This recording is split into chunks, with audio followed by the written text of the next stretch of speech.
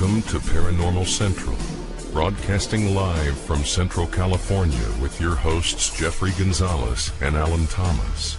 Broadcasting video worldwide at paranormalcentral.net and broadcasting audio on the Dark Matter Network at artbell.com. Are you ready to witness something that you cannot explain? I'm looking for you. We have to decide what will be.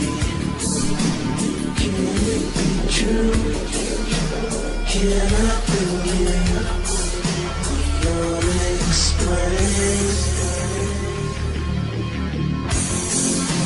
Look into the sky. You realize you're not alone. Open your eyes.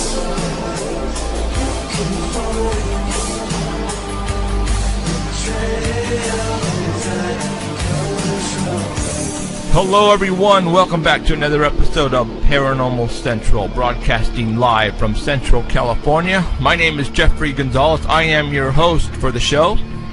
Welcome everybody. To my right, to your left, co-host Alan Thomas. Hi everyone. And womaning the boards behind the scene in the dark shadows, Emerald Bonilla.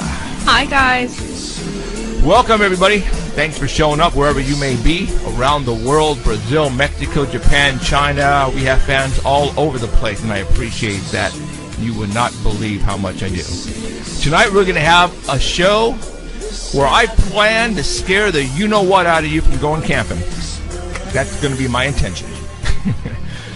David Paulides, Missing 411, the show that we have been waiting for a long time. I had him on about 2 or 3 years ago, and I think that was one show that I can never possibly ever reproduce, because it was a 3-hour show, and it was a great show, and I will tell you more about that show and where you can see it after we talk to David Paulides tonight. He has written now 4 books about missing people around the world, I think, actually, and mostly here in the United States and Canada and Alaska.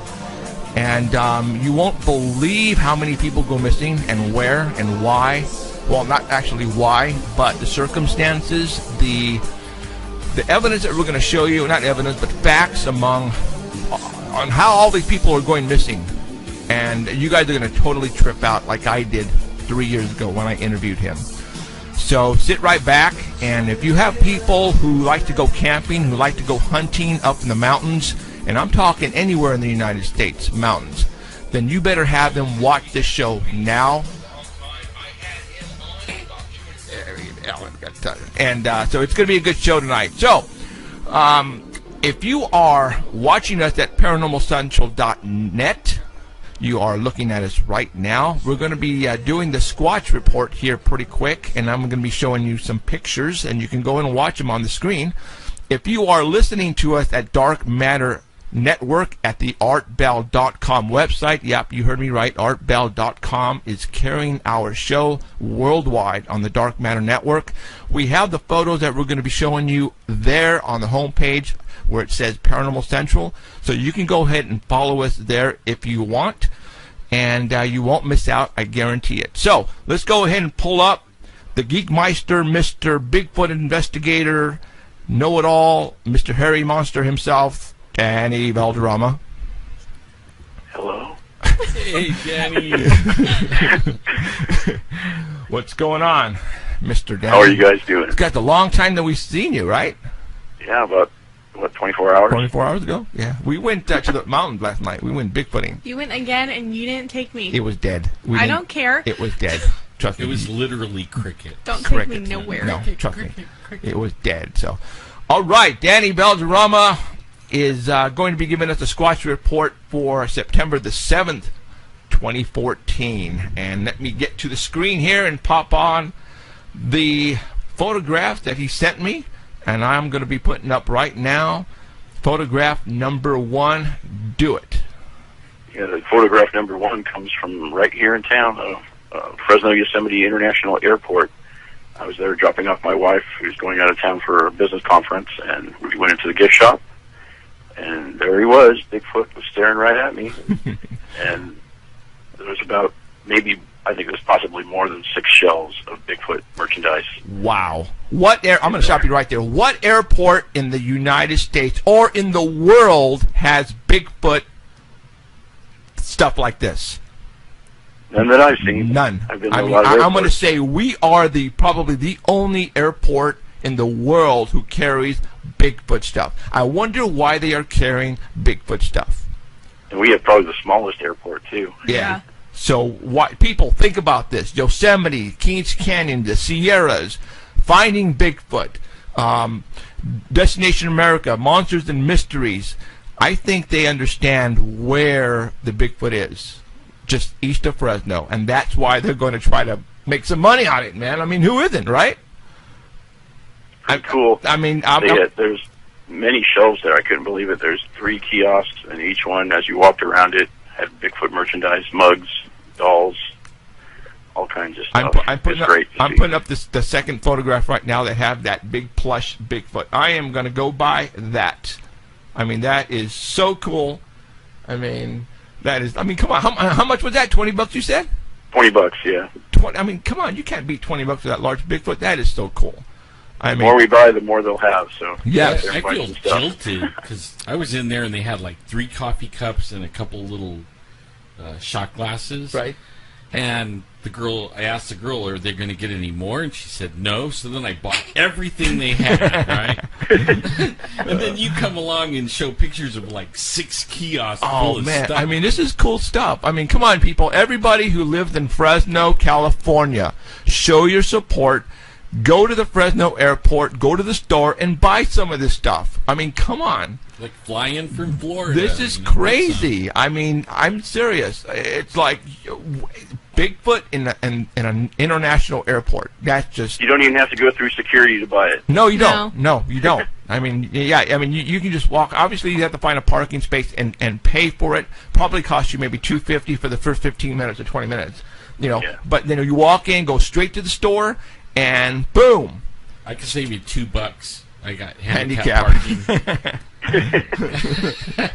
So I am going. And you know what? I work at the airport a lot, and it's just the last time I went, I didn't see this. So this Underground? is yeah, underground. Shh. No, the store, and I didn't see any of this stuff because it wasn't there. But now, I mean, this is really, really cool. So awesome.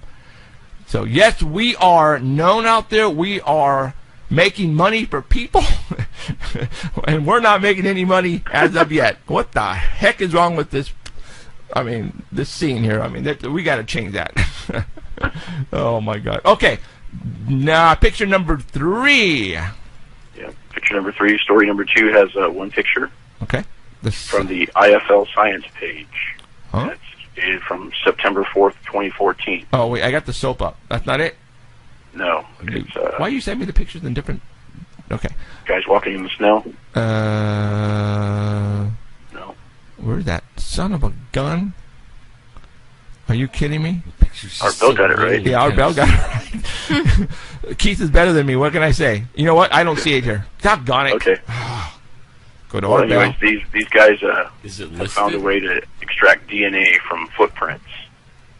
So just when we thought we got everything we could out of the footprints, comes word from these scientists in the Arctic, and an Arctic expedition, that they've isolated polar bear DNA from frozen skin cells left in the tracks in the snow.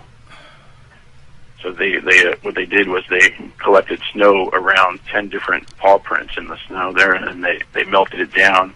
Wow. They used filters to identify genetic material from cells left in the meltwater. And then from there they amplified the DNA. That's And crazy. then it was the first time they were able to extract DNA from a polar bear footprint. Right. They also found in there DNA from a seal and a seagull. And from there they were able to track the story of the footprints there, because there was a little bit of blood in the polar bear's prints. So it told them that the polar bear had just killed a seal. Wow. And there was a seagull that came by to start picking at the leftovers. So they were able to tell all that from just the tracks on the snow. Track in the snow. Is that incredible or what? Remember, Mickey was telling us that you could just take your breath and go, just. Yeah, the touch and DNA. They could get DNA just from that. Yeah, that's crazy. Yeah. So these scientists are saying just a single cell would be enough to get molecular markers that will allow them to identify each individual bear. And what they're hoping is that you can get the same thing from muddy footprints. They're going to try it next with try to find some muddy footprints of any type of animal and see if we can get DNA cells out of that. But it's working right now in the snow because DNA breaks down slower in the cold than in tropical weather. Got it. So hopefully that'll work out. Yeah. Wow, that's very cool. So, all right, what is next? Next is the soap. The soap. The soap. All right, got it. This is a pretty cool item I found. It's from DrSquatch.com, and these guys have been operating since 2012. It's 3 guys, and they're from Friday Harbor, Washington, which is on the San Juan Islands in North Washington. And the Dr. Squatch soap company started with the idea to create a simple, natural, and manly soap. So they believe the Sasquatch is the perfect embodiment of this spirit. So you can smell So like a with that in mind, they skunky. created a soap bar with simple ingredients from Mother Earth. So they go to the store and they read all these ingredients in the soap, and they couldn't pronounce them. So they wanted something that everybody could pronounce. So you're They're gonna homegrown. So you're gonna smell like the forest. Yeah, well, I'll let you know that in a second. Oh, sorry. I'm jumping. They're a homegrown company, and they, just like a Sasquatch, they believe in living free, simple, and natural life. Their soap is made with all natural ingredients that you can pronounce, and they all come together to clean, nourish, and rejuvenate the largest organ in your body, your skin. So they mix the ingredients in their soap, they let it cure for 6 weeks, and then they cut it all by hand. And the soap that they have comes in 8 different fragrances. So you can get pine tar, gold moss scrub, cedar citrus, bay rum, spearmint basil scrub, cool fresh aloe, eucalyptus Greek yogurt, or the deep sea goat's milk. So 8 different fragrances for you to try. Most of them smell like the wilderness out there. Then you know what? I'm telling you right now, for those Bigfoot Bigfoot investigators who are listening to this show,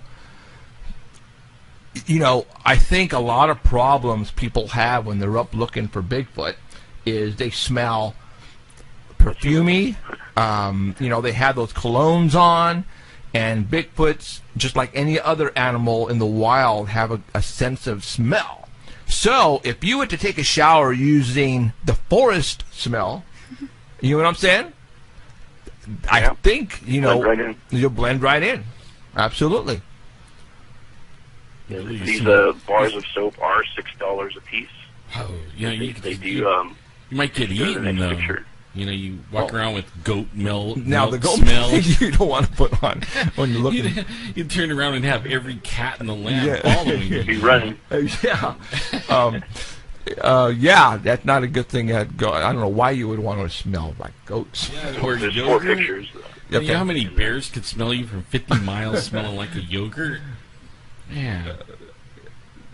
Okay, now we have the deep sea, deep sea goat milk. Dude, you weren't kidding. There it is. Deep sea goat milk. Oh, I thought you were goofing around with it. Dude, that's funny. No, they have hey. 416 reviews, and they're all positive. Everybody loves this stuff. Deep sea. The bars Okay, of soap are $6 a piece. tell me, what does deep sea goat milk smell like? I have no idea. I couldn't tell you that. For $6 you can find out. Yeah. Well, you know what? Why don't you? If it's all good, reviews, then you're in contact with them. Tell them to bring some in or send them to you, and we will try it. We will actually put it on. I mean, put them on. We'll Take go in a the shower. woods with it on, man. I will. You So, can also get a gift box. You know what? Well, tell them. I know you communicated with them. Tell them to send you, and if they are listening to us right now, get a hold of Danny Beldrama. Send him some gift boxes, a couple of them, and literally, I will take a shower using just before we go to Bigfoot hunting, investigating. I will take a shower like I always do, but I will use the forest smell, the evergreen, whatever that is, because I'm serious. You don't want to go up there smelling with perfume if you really want to get some action. No, you don't want to do that. Wait a minute. When we were kids, we were taught to like rub, like there's these leaves, manzanita and stuff like that. Right. And you grab it and squish it up and then rub it all over you, and it takes your smell away from you. You smell like a forest. Or you can roll around and poop like Smeha did. Yeah, he was even eating it. Oh, God. Oh man, your breath stinks, right? It's like it's really gonna stink in a minute. Okay. Yeah. And they also have a gift box that has 4 different of the most popular soaps in it, and that's $30. If you go onto their site, it says it's sold out, but they assured me that they do have them back in stock as of this weekend, so you can go ahead and order it. Okay. And if you're still not sure what kind of soap that you want, there is a quiz there that'll ask you about 6 questions. At the end of the quiz, it'll tell you what soap is for you based on your answers. And you know what we got to do? They also have a different is a soapscription. A soapscription. Boom, boom, boom. You know what? We need the next time you're in the airport, take a picture of this to have them order some of this and put it with the Bigfoot stuff. I'm on my way there actually. About a half an hour. Oh, there you go. And print out a couple of pictures or put them on your iPhone and say, hey, that way when people... they actually do. If you go onto their site, they actually do. If you they're looking for people to sell their item in their stores. Well, there you go. Yeah, so they're actually looking for people to sell it in their stores. Sell it on our website. Right now, it's mainly sold online, but they have it at Urban Outfitters, the Space Needle, a place called the Grooming Lounge, and you can contact them if you want. If you own a store and you want to contact them, drsquatch.com. You can get their product in your store too. I really want to see what that deep sea goat milk smelled like. Yeah, so you can the soapscription. You can either order 1 bar, 2 bars, or 3 bars, and a month. And it's the 3 bars. You can pay $12 a month, and they send them to you. They send 3 bars a month to you, and you can either choose them or they'll choose them for you. But the pine tar one is selling really good. The pine tar one, I think, is the one that everybody's talking about. And that one I can see actually using before you go up there. It smell like pine cones. Yeah. So this is for the Bigfooter. You don't like anybody who has a Bigfooter in their life. Yeah. They already smell like the forest, so that might as well make them clean too. Absolutely. Pine tar. It sounds like something you'd never get off. Like, man, look, I got the pine tar. Your hair's all stuck and everything. No, you know what? If you're listening, Dr. Squatch, notify David Beldrama and get us some. Or Danny. Or I'm sorry, Danny. and we'll try some. We'll check it out. So, all right. What's next? Story number 4. 3 pictures. 3 pictures. All right. Oh. This broke on Monday, September 1st. I was reading about on the this. Soft Squatch Hunter page. It's from Stacy Brown. Stacy Brown Jr., if you remember him, he was the winner of the $10 million Bigfoot bounty that was on TV. He didn't win the $10 million, but he did have the most evidence, so he did win something. I can't remember the dollar amount that he won. It wasn't $10 million. It was like $100,000. Wow. But this broke last Sunday that just after our show ended, that he announced that he was in possession of an arm, and that's the picture that's on there.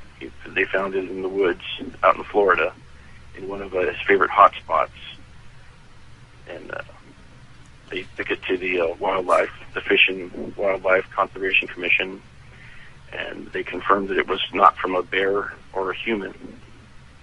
So they were going to take it to get analyzed, see what was going on. And he also says there are no bears or monkeys in that area of Florida. So they weren't sure what it was.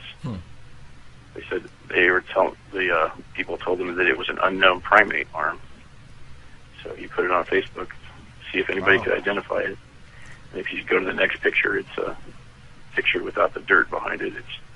You can see the length on it. So it was sent out for testing, and they're hoping it's the arm of a skunk ape. And so how are they going to know it's a skunk ape? It's got to come back part ape then, right? Yeah. But not it's got to be Or unknown type of ape. Yeah. It's kind of small. Yeah, it is. They're saying somebody told them it looked like an orangutan arm, and there was a report of a orangutan that was loose out there. But they don't know if it was the same area that he found it in. Oh, okay. But in the area that they did find it in, there has been Bigfoot activity, and in April they did find a trackway through that whole area. So yeah, I'm looking at it, and is that supposed to be the knee? The middle part? It's supposed to be the arm. That's the arm. The elbow, and the hand at the bottom. Okay, so and that's a ruler right there. So what are we looking at? 17 inches? Yeah, it's not that pretty long. Well, Now they did announce that there would be a press conference today around 3:30 on one of the other shows, and what I just found out right now a few minutes ago, just before it came on, is that they did identify it. They did? They did, and I guess Disotel from the $10 million Bigfoot bounty ran a bunch of tests on it over the week. So he and Stacy Brown Jr. announced on this radio show that it was a gator arm, and possibly a hind leg. Yeah. Boy, they sure ran this and just milked the heck out of this, didn't they? I mean, it was all over the place. It sure was. It was everywhere. Yeah, it was. Well, there you go. An alligator. It turns out to be a gator arm. So maybe a skunk ape ate a gator. You know. It's like when we go out up to the hills and we find deer legs twisted off, right? We don't find the deer, we find anything of the deer, just a twisted off deer leg. Right. So maybe I think the Bigfoot keeps the twisted off so the deer can't run away. Maybe he twisted the leg off the gator so it couldn't run away. And then dragged him off later and ate him back. Took him back home to his family. Now, but they are finding evidence out there in that area, so anything's possible. Anything is possible. So, all right, right on. What else there, Mr. Right. Danny? Is that it? I know you're going to keep it That's short it. this week because we have a very special guest coming on here pretty quick. So, all right, Danny. Thank you very much, and we will talk to you next week. Bye, let me know what the airport says tonight if you do talk to him. Okay. Okay. All right, dude. See ya. All right. Thank you. Bye. Oh, sorry. So, all right, right on. All right. Gator arm. I never thought about. I was thinking maybe a monkey because I know there's supposedly in the swamps out there there's like loose monkeys and stuff like that. So that's what my guess was going to be. But I was thinking it might have been some kind of sloth because they have those over there too. Okay. So right on. But wasn't sure. Okay, we are going to be contacting now David Paulides. Here we go, people. You guys ready for this? Are you guys ready? David? This is me. Right on, dude. How's it going? Going great. All Hi, right. David. Woo. We are happy that you are on. We are excited. Yes. And a lot of people have been bugging the crap out of us to get you on for so long, and now we finally... I mean, I was going to have you on again, but we were going to wait for this last book to come out so that way we can get you on. So man, you are busy, aren't you? Yeah, it's been a busy few years. Wow. You've been scaring a lot of people, dude. Not the intention. No. To educate. Yes, and that's what the whole idea is because, you're tripping people out. The stuff that you're putting out in these books are pretty much just fact after fact after fact, and you're not making this stuff up, and they're going, what is going on here? And that's what we're going to talk about tonight. This is... When I had you on, 4 years ago, we had a 3-hour-long conversation, and we talked about a lot of good stuff. But the stuff now that you have in the last couple of books you're going into great detail, and that's what I want to get into tonight. So Missing 411, The Devil in the Detail. Great I love title. that title. Great title. That's good. All right, let's see. Where do we start? Because I have a lot of questions. All right, tell us about this fourth book that you just put out. It's more of an evolution. If people haven't heard about it, it started off about 5 years ago when we got some recommendations from some National Park Service rangers that there was a series of disappearances in parks that they had worked at, and at that front end, there had been a lot of publicity, but then after 7 to 10 days, it tapers off quickly, and then you don't hear about the case anymore. Right. And they thought somebody ought to be looking into it, and they thought that there were an abnormal number of disappearances in the parks, especially in certain locations where they didn't think people should be going missing, and they were. So we started to look into it, and at the beginning, you start to read, 1,000, 2,000 reports, things start to come out that maybe if you read only 100, you wouldn't recognize. But now we're up to over 4,000 reports in 5 years, and certain things are starting to come to the surface that maybe we didn't recognize at the beginning. And so during that evolution of writing and researching and everyone in the team helping out and people all over the world reading the books, there's certain things that have come out that we never even thought of looking into. And as an example, a guy in Finland sent us in this giant letter that showed that there was a correlation between the people that we had mentioned in the books and planes that have disappeared in the Bermuda Triangle. And the idea that we would ever even look into that never came to our mind. But the statistical analysis shows that during the years that planes have been flying, the odds that we would have a number of cases of people disappearing on those same dates doesn't seem logical, but it's fact. Wow. Okay. Let's talk about. Weird. Yeah, that is weird. All right, let's talk about. Okay, I actually, if you can see, I posted the crap out of your book, dude. So, and I got. All right, I chose some certain cases in this fourth book. All right, and I want to talk about those cases. The first case is Robert Willis. Now, we were just talking about that dude 3 weeks ago. Yeah. Okay, I had a friend at the ballpark. He runs the baseball, the minor, the summer program, and I was telling him about missing people and all that. And he goes, "Man, our carpenter friend from the union, his name is Robert Willis. He's the deer hunter. He goes up every year and he goes hunting by himself. And one day he didn't come back." And I said, "Really?" And then Elizabeth Martinez, who knows the family, was telling us that they go up there still to go look for him, dude. Yeah, look for him. They're still looking for him, his family. So let's talk about Robert Willis. Describe this guy to everybody. I mean, this guy is a veteran, right? A veteran of what he does.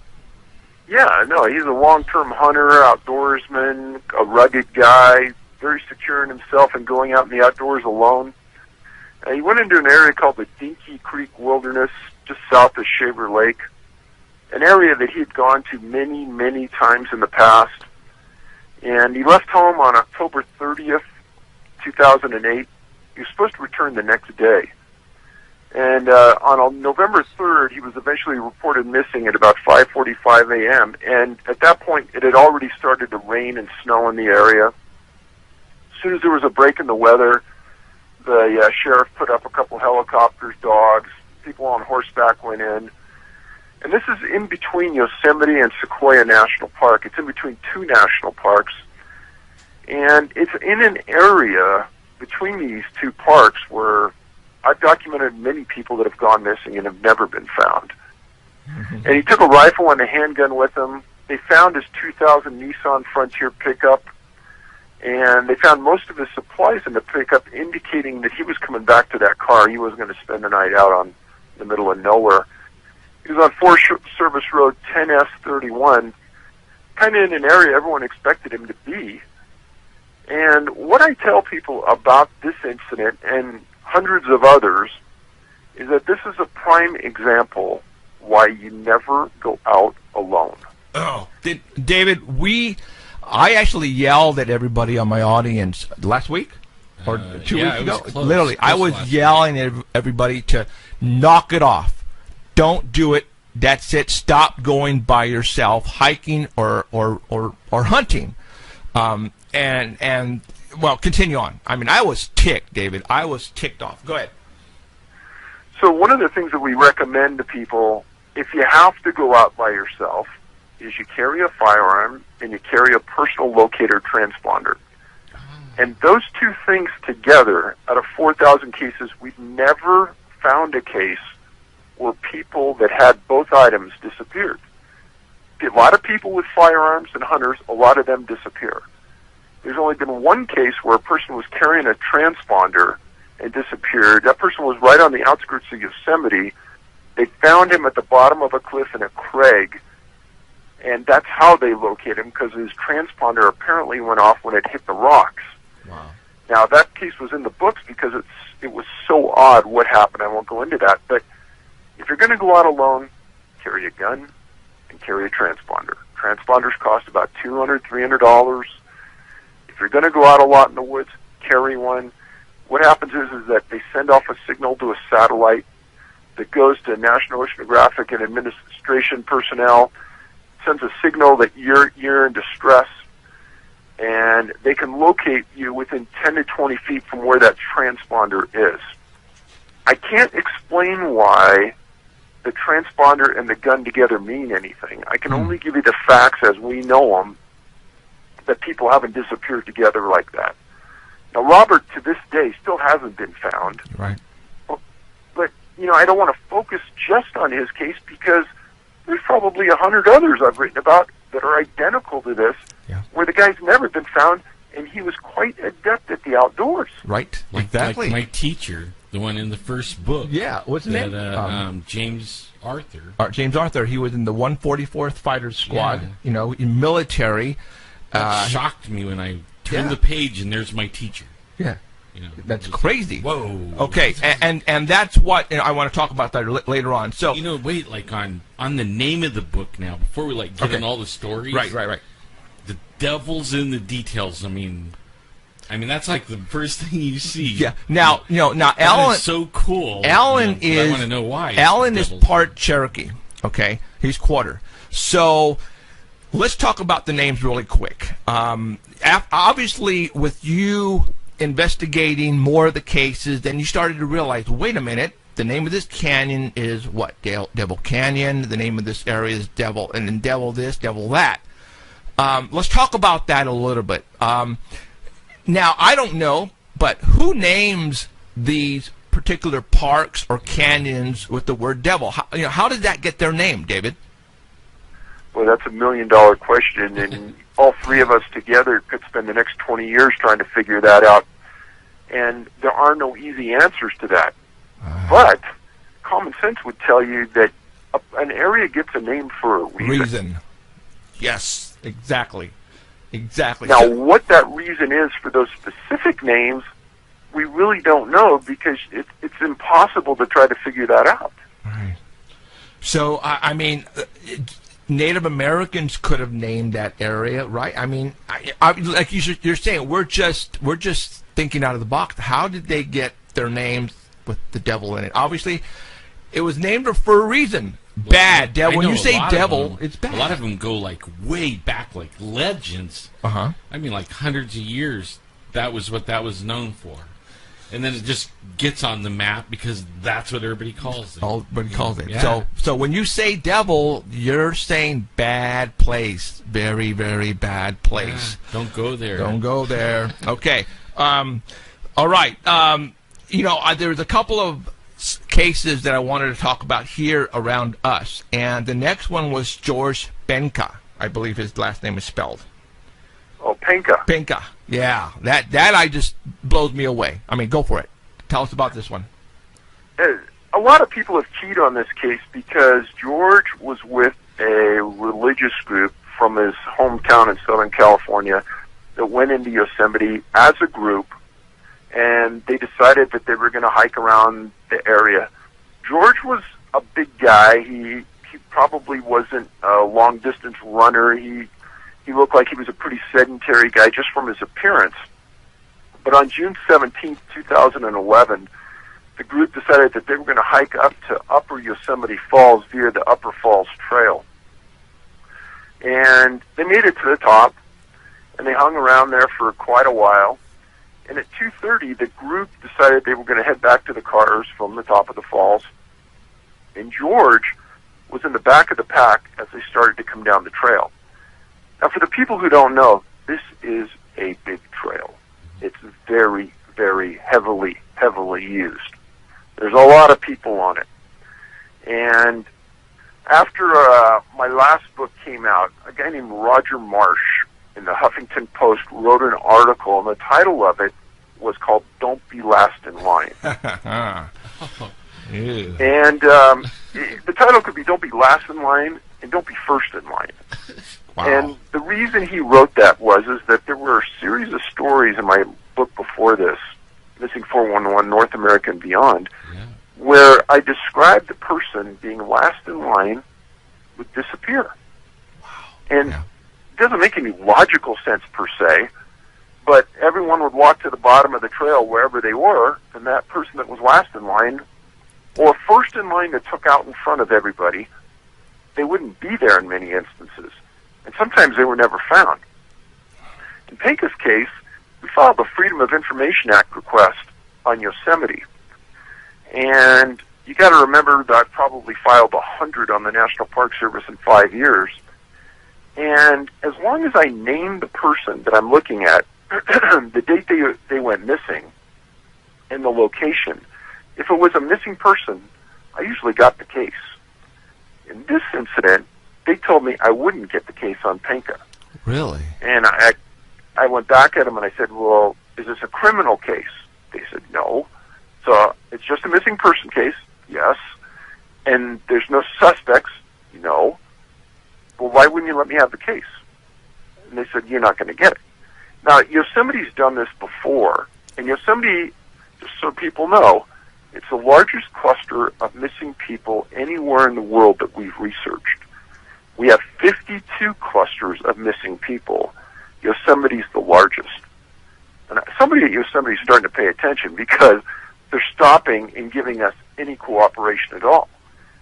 And in this incident, when George disappeared, there was a huge search. They never found hide nor hair of George. And obviously the church group was distraught, his family's distraught. Well, where can you go on this big trail? Wow. I mean, think you're taking a little trip, to Yosemite, thinking you're going to come back, and all of a sudden, your daughter or your son is missing, and they don't know what happened to him. Like you said, Yosemite, there are literally thousands of people up there every single day, and especially this particular path. How can somebody simply disappear from the back of the line? I don't know. Even if he fell off, like I lived in Yosemite for a while, and I watched a guy fall off that trail and then fall through the falls. Saw his red jacket go. Okay. So I mean, even if he fell, there's people on the ground looking at the falls, right, that would see him. Even though nobody on the trail might have saw him, there's other people admiring the falls that would have saw him. This is crazy. Like we did. This is crazy. So obviously, no body ever found.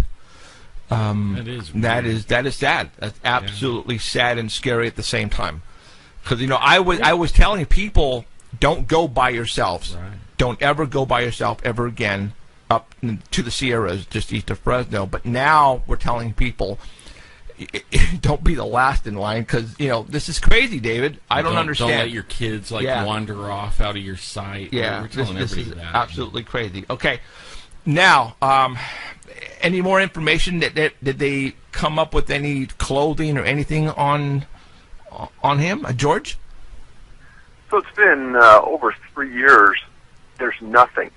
And one of the things I think that's important to understand, you guys almost touched on it there, is that if he would have fallen somewhere, or if he would walk behind a rock because he was sick, passed out, and died, I guarantee they would have found his body by now, because through decomposition, the odor would have been overwhelming on that trail. They would have found him. Yeah. I think you're absolutely right. So let's think about this. Okay, you're walking down a trail, and there's other people in front of you. Can a bear come out of nowhere and take you and just run with you? No. All right? Could a mountain lion do the same thing? No. Could a person come by and snag you from the end of the line and take you away? No, because George would have been kicking and screaming and yelling. Right? Correct. So how could somebody, maybe 200 pounds, 225 pounds, simply poof? That is, okay, well, right now what I want to do is I want to make people think. All right, you guys, this is what we're giving you guys are facts on how these people are going missing. Now, you guys are going to try to find out how these guys go missing, and we're going to give you some more cases. All right, now, a couple of months ago, firefighter, Southern California, Mr. Herdman, right? Oh, yes. Yep. You were on a radio station that was being broadcast on the Dark Matter Network, and you basically told that the host of the show how they were going to find him. Why don't you tell us about that story? So Mike Herdman, kind of the all-American boy, 36 years old, married with a daughter.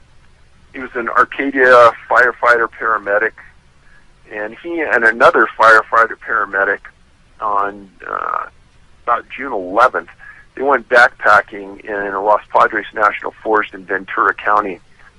And Mike brought his dog, Duke, with him, and they had a scheduled 4-day trip into the Sespe Wilderness. And if you do a Google search on Sespe Wilderness, S-E-S-P-E, you're going to find that there's a lot of areas back there that have the name Devil in them.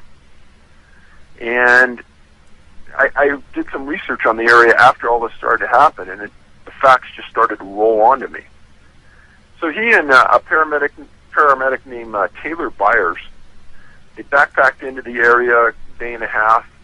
They were set up along a creek, and it was getting to be nighttime on the 13th. And Duke, Mike's dog, took off running away from the campsite. And Mike had on a pair of shorts and a tank top, no shoes, nothing else, and he took off running after his dog. Now, for people who haven't read my books, one of the things that we found is that a lot of people, when they are found after they disappear, are missing clothing and missing shoes. And when I heard that he ran off without shoes and he didn't come back right away, we all started to key on this case.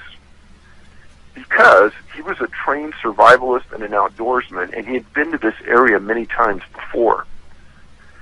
So they started a search for him, and they searched for a week and a half. And they flew the same route into this area every day by helicopter. They put a drone in the air with FLIR, forward-looking infrared radar, looking for body heat. They put canines into the valley looking for a body. They had horse-mounted units come in. They had almost a dozen different firefighter organizations and search and rescue groups in that region looking for him. And they made a determination on where was the high probability areas that he would be, and they assumed at the beginning that he had to have been hurt, otherwise he would have responded for their calls of help. And 2 weeks after he disappears, a helicopter, it was on June 27th, disappeared on June 13th, is flying that same route, and they see something at the bottom of a cliff, about a mile from where he disappeared. They put a searcher down onto the location, and they find his body there, dead. Now, on the 26th, I was on a show, and we were going over the same facts I just explained to you. And I said, based on everything that's put forth right here, my guess, educated guess is he's going to be found at the bottom of a cliff. He's going to be deceased. He's going to be in an area where they probably flew over before and they didn't see him, or he wasn't there, and they're going to find him, and they're going to determine the cause of death is catastrophic injury at some level. And they did. Yep. So have they come to question you because you know so much about this?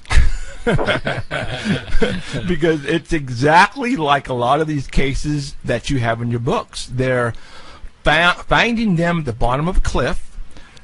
Sometimes they're covered in bushes, right? Right. And places where they've already checked before many times. And all of a sudden they're coming back and, whoa, there he is. But wait a minute, we've been through here many times. Explain that one to me. Well, that's something you can't overlook. And I have never, ever pointed a finger at search and rescue and said, they're not diligent, they didn't do their job. Exactly the opposite. Because if canines are coming in and they aren't picking up a scent, if drones are flying over and they're not picking up a heat signature, then and they're doing grid searches area by area, you can't tell me that all three of those factors are failing. Right. As many times as we've documented in the books. Maybe once or twice, maybe 3 times. But over 100, 200 times, I don't believe it. Right. So they are literally disappearing and then all of a sudden reappearing. That's paranormal. I mean, I'm just calling right now, that's not normal, man. I mean, we're talking stuff you see on TV, David.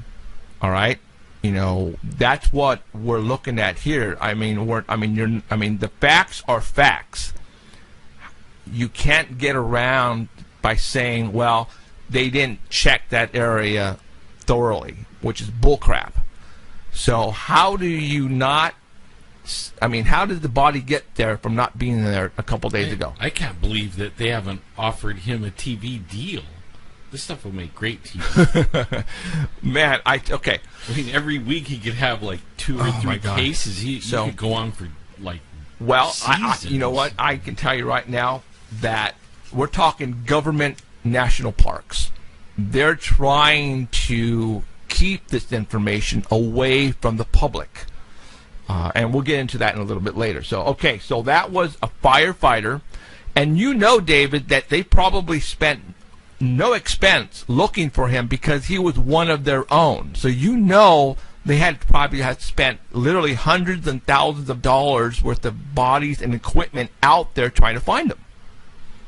Well, and by example, they were still flying a search and rescue mission for him 2 weeks after he disappeared, which is essentially unheard of. Most searches and rescues go anywhere between 3 and 7 days, and that's it. Well, okay. Well, there you go. I'm not going to tell you how he got there, David, because I don't know, and you probably don't know either. So, all right. Just like the ones that they find way up high in the rocks, it would take a mountain climber to get to. And I marked some of that stuff in the book. Okay, The next case. Obviously, the ones that we just talked about were all adults. And in your books, David, you basically have a combination of all ages that go missing. And most of them, now this is what I don't know. Are they mostly children or mostly adults that go missing in our national parks? There's a pretty healthy mixture between really, really young and really old. And there's not a lot in that age group between, say, 30 and 45. Okay. Even though I think that would be a lot of the people that are in the parks. Right. But for some reason, that age group doesn't come up much. Really, really young, say under 10 years old and younger, and there's a lot in that 2 to 4-year-old bracket, and then there's a lot, say, 65 and older. Okay. Wow. I'm out of that age group. Thank goodness. All right. The next case that I want to get into a little bit is, and this is the reason why, because was 30 months old, in the 2 years range. Amber Rose out of Michigan. We'll talk about that one.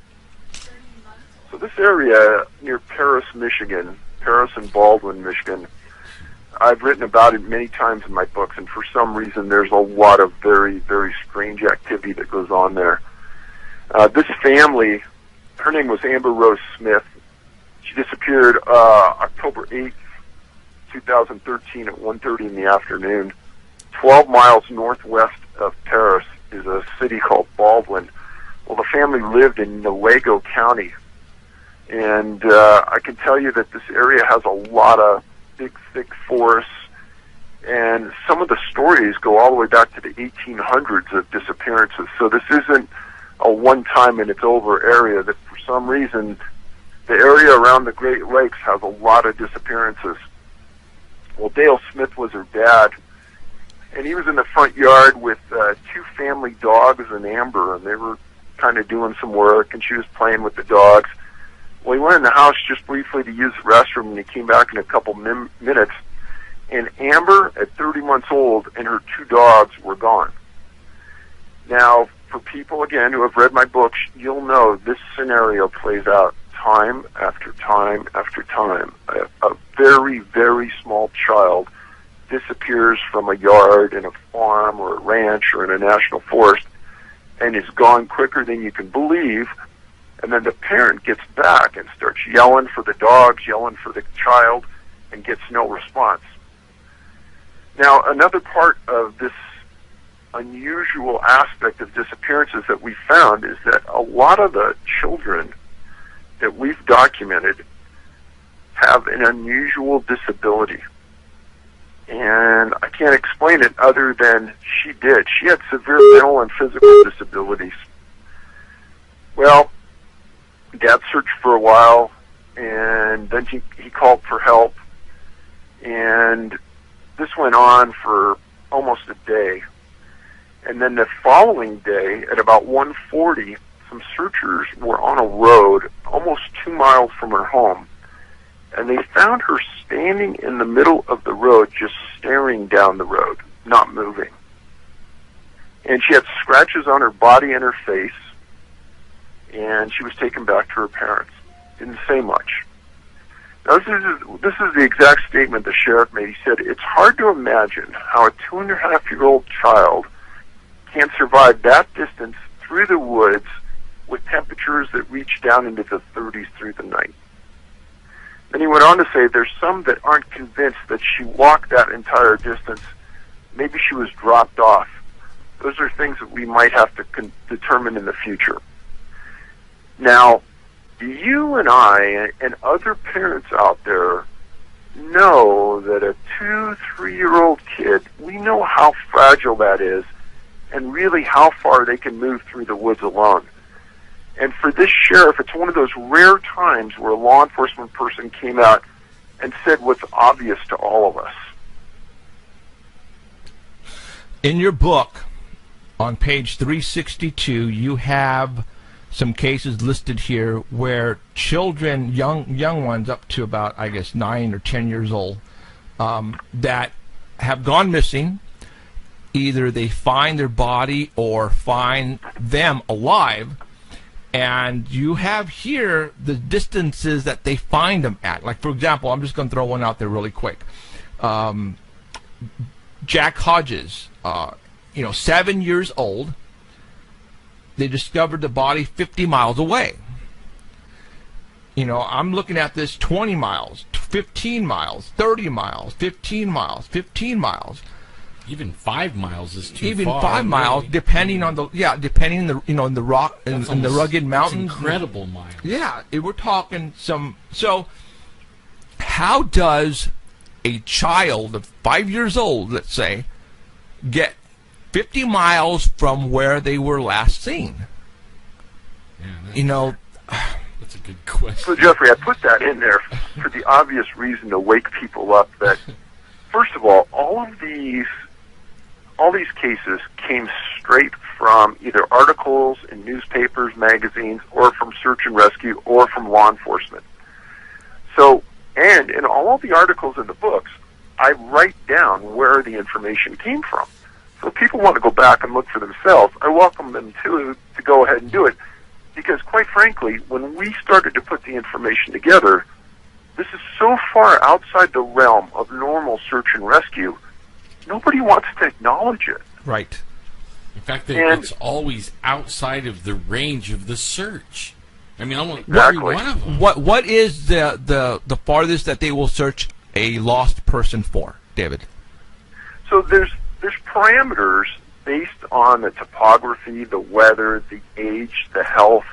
Well, let's just say a 2-year-old child, they're not going to search more than 2 miles away from where the person was last seen. That's going to be it. Right.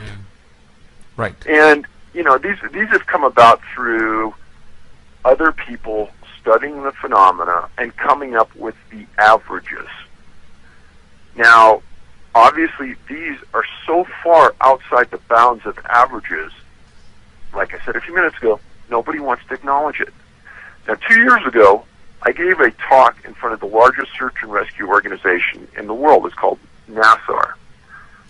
And at the end of that talk, an Alaska State Trooper stood up, being very brave, and said, "Dave, you're saying what most veterans in here already know, that this stuff is happening, we don't know how, and nobody wants to acknowledge it."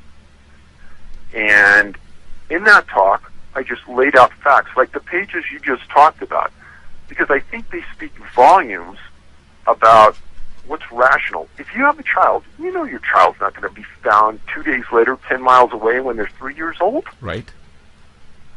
So, but search and rescue people, 98% of them are volunteers.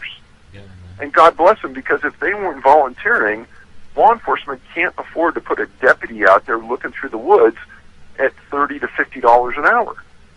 And so when these search and rescue people, the volunteers, go out and look, they're thinking one thing: let's find them, let's save them, let's get them back, and let's go home. They're not thinking unusual because they've never been trained in the unusual. And search and rescue groups led by law enforcement, they really don't even want to talk about what I'm talking about to you right now. Why is that? I mean, is it because they've been told not to, or it's just so just ridiculously just crazy that I don't, I just doesn't, it blows me away. I was doing a talk in Sanger at the Rotary Club, okay, and because we were on a TV show, and I mentioned about missing people, and it so happens the fire chief was in the audience on one of the tables, and I was telling him about why does the Sierras, Yosemite, why do we have so many missing hikers and missing campers? Because we see that on the news down here constantly. And I was looking at him when I was saying this, and he was looking at me, smiling, and he was nodding at me, going, and he was acknowledging exactly what I was doing, I was saying. And he was probably tripping out, because he probably had that in the back of his mind. Why isn't anybody else catching this? Well, obviously you are catching this. And I'm looking Jeffrey, you're bringing up a good point, and it goes to something that we started a couple weeks ago with another a lady, a reader of mine. And if I could just plug a petition that's going out. Oh, yeah. So if you go to our website, the canammissing.com, you're going to see a header on one of the links that says petition. I want everyone to go in there and read that. And you just brought up the optimum point. Why don't people know about all these missing people that are out there? And the reason being is there's no way for you to really know unless you read the books. Because the National Park Service, the U.S. Forest Service, and the Department of the Interior will not put on any of their websites any information about missing people other than during that first 7 to 10 day cycle that the people go missing. After that, many times they fall into this category, missing, presumed dead. They don't go on a database, and they're wiped off the list forever to be known. That's a trip. So what this petition is asking is for legislation to come about that requires them to maintain an online database of missing people, their location, and identifying information. And this isn't as much for us to know, even though we need to know. There are rooms in the coroner's offices, rural coroner's offices across the United States that are filled, and I'm talking filled, with bones of people they cannot identify. Oregon ran an article, and it's on our website under current events, if you can look through it, that talks about certain counties having these rooms filled with bones that they can't identify because there's no way for them to ID who's missing where. Ah.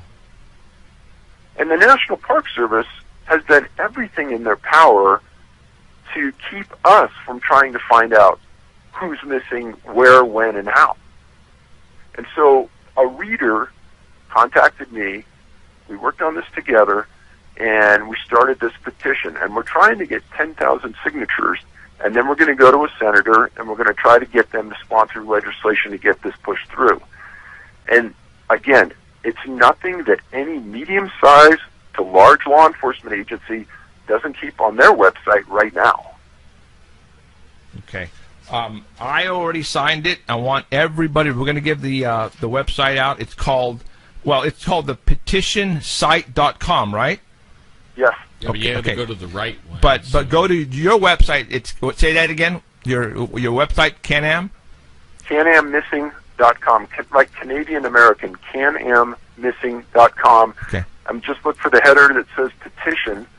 Click on the petition. It'll take you to the site. You can read it, and then I'd be blessed if everybody would sign it. Absolutely. All of you right now who are watching us and listening to us at rbal.com, if you can do that right now, do it. If not, do it after the interview, after the show tonight. Now let's get 10,000 signatures on here so we can try to get this thing moving right along, because this has to stop. Is it all right if I we have a website also, and can I put that prominently on our website for a while? Well, that'd be great. I'll do that, Okay. and even on when I put the archive up, I will put the a little saying go to it. Big time. Okay. Yeah. Now, one more case that I wanted to talk about before we really get into some other stuff. The different types of people that go missing. You're talking young, you're talking old, you're talking a lot too that have disabilities, and you also have some that are very, very smart people that are going missing. Like, for example, Crost, Mr. Crost. Well, how do you pronounce his first name? Alive? I don't know. I'm not sure. Alioth? Alioth. Alioth. There you go. From Lake Arrowhead, he went missing. Now, he was a professor, right? Correct. Okay. Now, we're talking, when we're not people, we're not saying, all these people, partiers, teenagers that are going up, they'll go partying and they get lost, and we're talking people that have smarts. We're talking credible people who work in law enforcement, who are military, who are professors. They're going missing. Now, you would think that somebody with intelligence would know how to get out of trouble, who know not to get into trouble. And this one caught my attention because, he was an older gentleman, but still, he's a professor. You would think he'd know how to take care of himself. He was up in the mountains. Now, talk about this one. So in my latest book, one of the categories that I came out with was scholars or academic types. And it's something that can't be ignored. I talk about 4 physicists that have disappeared in the recent past in rural areas, mountains, national parks. Crost is number 5 now, 62 years old, from Germany. He's a professor at Van Gurke University in Magdeburg, Germany. And he was attending a conference at Lake Arrowhead Conference Center. And he's a hiker and a hunter in Germany, so he regularly went to the outdoors. The man was in phenomenal shape. And he was on a hike with 20 others on Pinnacle Trail. And what the resort did is they put a guide in the front and a guide in the back of the group. And they were hiking this trail. Well, towards the end of the hike, Cross got tired. And he turned to take a break, and he realized that the guide at the back seemed to be getting sick. And so they sat together, and as everyone else walked off. And they sat there for about 10 or 15 minutes. Cross said he was ready to go again, and the back guide said, hey, I still don't feel good. You know, you go ahead and go.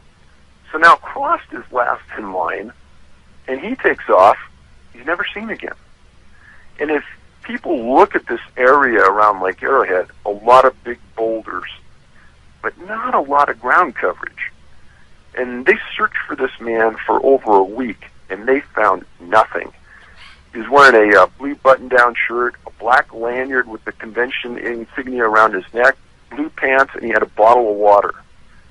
Right after he disappeared, the weather changed, and winds up to 60 miles per hour grounded helicopters.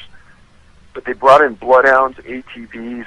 After the wind stopped, they brought in helicopters with FLIRs, and they found nothing. Now, 40 miles northwest of this location is a place called the Devil's Punch Bowl, where June 11th in 98, an L.A. County sheriff named Jonathan Auger went out for an afternoon run, disappeared, and he was never found. And L.A. sheriffs threw everything at that, and they could not find him. And he's still never been found. So I don't know what to think about Cross, because he's in one of those areas where I don't think he should have disappeared. But he did. And the thing that I keyed on right away is that he was a physicist. Right. And he's the fifth now to disappear. That's something you might want to talk about. Like, I mean, I know we talked about it last time, but only it's like a major theme is the storm. Right. It's like every. Right. I mean, that to me, that's major. Now, thing. again, I'm talking paranormal, all right? Now, 'cause this is not normal. Okay, all of a sudden, a particular person goes missing, and then the search party comes in, and all of a sudden, a major storm comes out of nowhere and prevents them to go look. Is that right? That happens a large percentage of the time. Yeah, and it like that to me, that is the most strangest thing. Almost like whoever or whatever it is knows that. Wow. You know, like this is like the most opportunistic time to take somebody. One of the things I talk about in the book is that we, as a society, have the ability at certain levels to control weather. And so it's not that far out of the realm of normal to think that the weather could be changed when we wanted it to be changed. So keep that paradigm when you start reading about these things, because I don't know if it's, I know it's too far outside the bounds to be coincidence. Well, okay, so are you telling me then that somebody, or well, it has to be somebody, is preventing our people to go look for certain people when they're lost? Well, I've been writing the book about HARP. Right. And we've been seeding clouds forever. Right. So, I mean, there's a lot of this that goes on that, you know, it's hard to put A and B to equal C, but once you understand that it's too far outside the bounds of normal to think that it's just happenstance, it's not. Talking about professors, a couple of weeks ago, we had a hiker go missing here in Kings Canyon, and they found his body dead from the Bay Area. His name is Gregory Muck, M-U-C-K. He was from Santa Cruz. He was an elementary teacher. He came to, and I'm reading it, that 12,000-foot elevation Gardner Basin. Does that sound familiar? I think so. Okay. And he went, he basically told everybody where he was going, and he didn't return. They sent out a search party, and they found him at the bottom of a cliff, David. I know the case. Okay. And it's hard to ignore those things. On interviews I've been on over the years, I tell people that in the days when I went out alone, I would be exceptionally careful around cliffs, on trails, etc., Right. because I knew that if I got hurt, there wasn't going to be a lot of help for a long time. And if I fell, there's a good chance people wouldn't find me. So I don't think that these people that are going out there are any different than me. I think that they're very careful when they go out alone. Right. If you look at the number of cases where people disappear and they're found at the bottom of a cliff, if you just start to pay attention to those, the numbers are going to astound you. Yes. Yes, they are. I mean, what I'm getting from the law enforcement is they are, I have not heard to this day of them coming back and said, this hiker it looked like he got attacked by a mountain lion or a bear, and that's how he died. I have not heard that at all. All of the bodies that had been found, they fell off a cliff, David. So about 4 or 5 months ago, we started to do some videos on some cases to give them better clarity so you could understand the ramifications, the locations, etc., of these people that have disappeared. And if you go to our website and you look under the YouTube, there are these videos listed. And one of them involved a physician that disappeared this year named James McGrogan. He's from Indiana. And I just want you to go and watch the video and see the trip that some people allege this man made and where he was found at the bottom of this cliff. And then understand that he had GPS, understand he had a cell phone that worked, and he had connection, and a city was within sight of where he disappeared. All these things come together, and you start to say, this doesn't make any sense. Well, no, it doesn't make any sense. And he's an ER physician, so he's used to making rational, quick decisions. That's what he's paid to do. And you're going to tell me that this guy traveled cross-country in the middle of winter, 4.5, 5 miles to his demise? No, I don't think so. And all of these things start to come together. The more you read, the more you can see the facts don't make sense. Right. You've changed. Like, I grew up in the mountains, and in fact, around Yosemite, and I have the teacher James Arthur disappear. But my whole life changed. I saw a Bigfoot once up there. And then that changed everything. I didn't go by myself anymore. In fact, I didn't go for 6 years camping. But only then, after seeing your books, I don't go alone. I don't go. I mean, it totally changed everything. And I used to go for 2 weeks at a time, all by myself, hunting, camping, and really never even gave it a thought. But not anymore. You know, the people that are going missing, the government, or our government, does not want to tell us about the people going missing. And you have a spot here in your book where I marked, and I noticed that, you know, here in Fresno, we see busloads, and literally busloads of tourists coming from San Francisco. And this is from Japan, China, you know, Russia, Germany. They literally, down Kings Canyon 180, you see busloads of these tourists. And what brings the tourists up to the mountains is obviously, you know, our redwoods, you know, Yosemite, and they bring money, David. They bring a lot of money. And I've noticed in your book, and I have a feeling that's one of the main reasons why our government does not want us to figure out about this, because there's revenue here. Right? Well, I think that there is no doubt. I mean, there's a study that was done on Great Smoky Mountain National Park. It brings in essence, almost $800 million a year to the surrounding communities.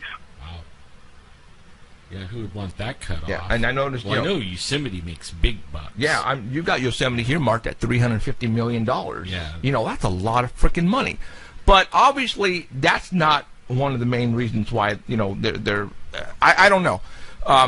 I think a lot about your cases and how they find the bodies and where they find the bodies, and I never hear in what condition the body was found in. Or if what it may have happened to it. You Right. never hear the It's- conclusion. It's always, he fell off a cliff, and that's how they found the body. Have you gotten any reports on how they found the body? I mean, like for example, and I'm going to try to get a little gruesome here, but, were these bodies intact when they found them? So you bring up an excellent point. Now I'll go back to McGrogan, who disappeared earlier this year outside of Vail, Colorado, and the video we did. So when somebody finds the body, sometimes it's not law enforcement that even extracts the body. Sometimes it's, in this incident, it was Vail Mountain Rescue, a group of volunteers that found it and pulled it out. And the press puts in bare bones facts. Now, I'm from California originally, and law enforcement in California is the most tight-lipped group of individuals you can imagine, and trying to get a report out of them is like pulling teeth. Now, I live in Colorado now. Now, we have a law very similar to the Freedom of Information Act that is mandatory disclosure law. So once a case is closed, they have to release it according to the law. In McGrogan's case, we filed against the county sheriff and against the coroner, and we got both reports. Now, in that video, I not only go to the locations where he disappeared and where he was found, we also go to the location that rented him his equipment. And I showed the manager that rented him the equipment the route he took and said, does this make sense? You're going to see that the manager says, no one would take that route. Nobody in their right mind would do it. And then before we went on camera, I asked him, I said, well, what do you think about that body being found without any boots on in the middle of winter? He said, what? He says, I talked to the coroner. They never mentioned that. I go, no, it's in the coroner's report. And I showed it to him, and he goes, that's bizarre. He goes, well, were the boots right next to him? I said, no, they never found the boots. They searched for them. They still never found them. And that, again, as I said earlier, that's a common element in many of the cases that we document. It's either clothing or shoes or boots are not there and are never found. And you explain to me in the middle of winter how this guy made it over, 4.5 miles through the backcountry, 20 to 30-foot drifts of snow with no boots. Right.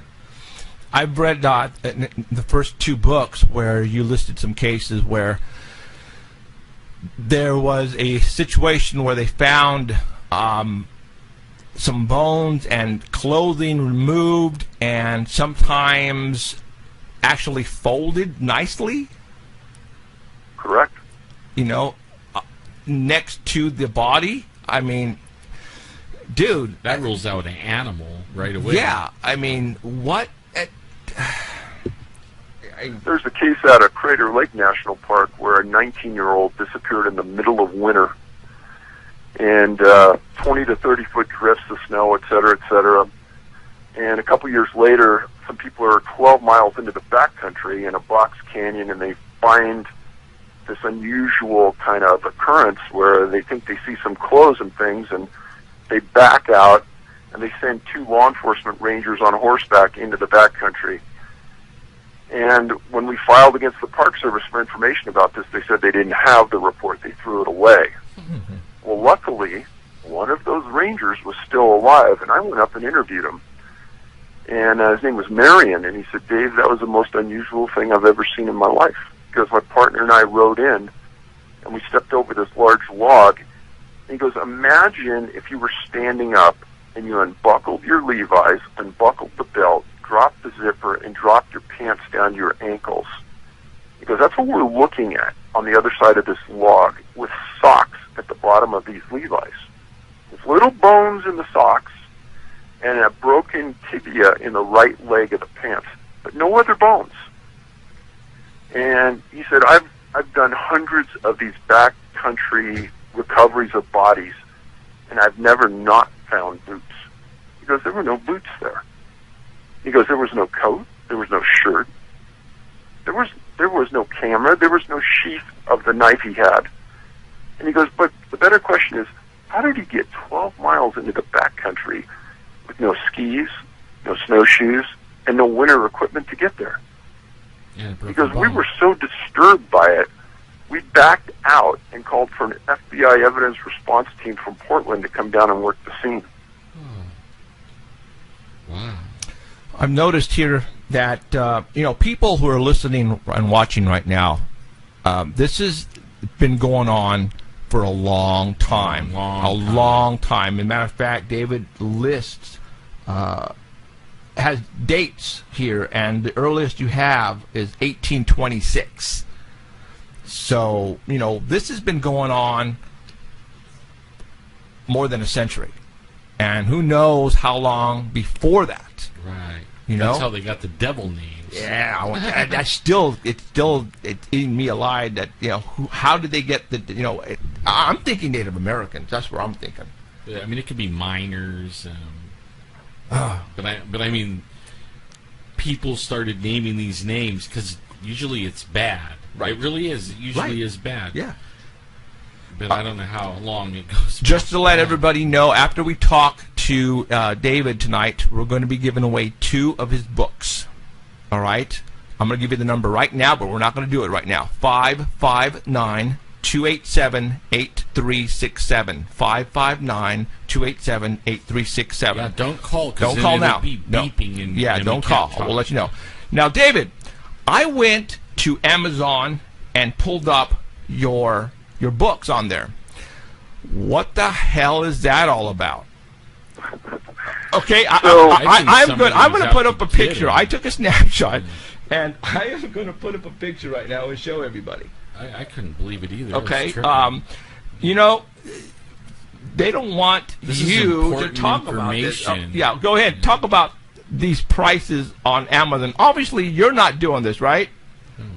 No, we don't sell on Amazon. We have our own website. We have good penetration on the web. If you Google Missing 411, the name of the 4 books, our site comes up number 1. Right. In fact, I'll have that site. I have a contact site or a contact page for our guests, and I'll have that on in there too. And I won't put the Amazon one. No, and I just want to show I think this is funny, David, but I'm thinking now, was this are the prices put on there by people who have bookstores and that are selling this, or what? I mean, so what these appear to be to us is people that are buying our books and reselling them on Amazon at a huge profit. Huge? I can't believe people are paying that much for a book myself. No, they've got to be out of their mind. Okay, your recent book is going for $2,342. Your first book is going for $2,361. Yeah, I say you're pretty damn popular, David. Yeah. Or somebody does not like you and does not want people to buy these books. Because if people are not familiar with shows like this, they're not going to know about your websites. You know what I'm saying? They're not. They're not. Like I said, you're coming across. There's something going on. Our government knows exactly what's going on. And they want to keep this hush-hush. Obviously, you've been getting grief since you first started finding out or trying to get information from the government. They don't want to give you case files. They're making you pay or want you to pay millions of dollars, right? Correct. Man, that blew me away. Yeah, the millions of dollars just for a little report. Yeah. They're hiding something when that happens. Now, since the last time we've talked to you, has anybody from forestry or government pull you aside and give you some information that obviously you haven't told us about, or something? Put in a book? Yeah. So a friend of mine and I were at a national park. Maybe so. I think it was last summer. And we step into one of these little satellite offices, and there's three older gentlemen standing around a table talking to one ranger.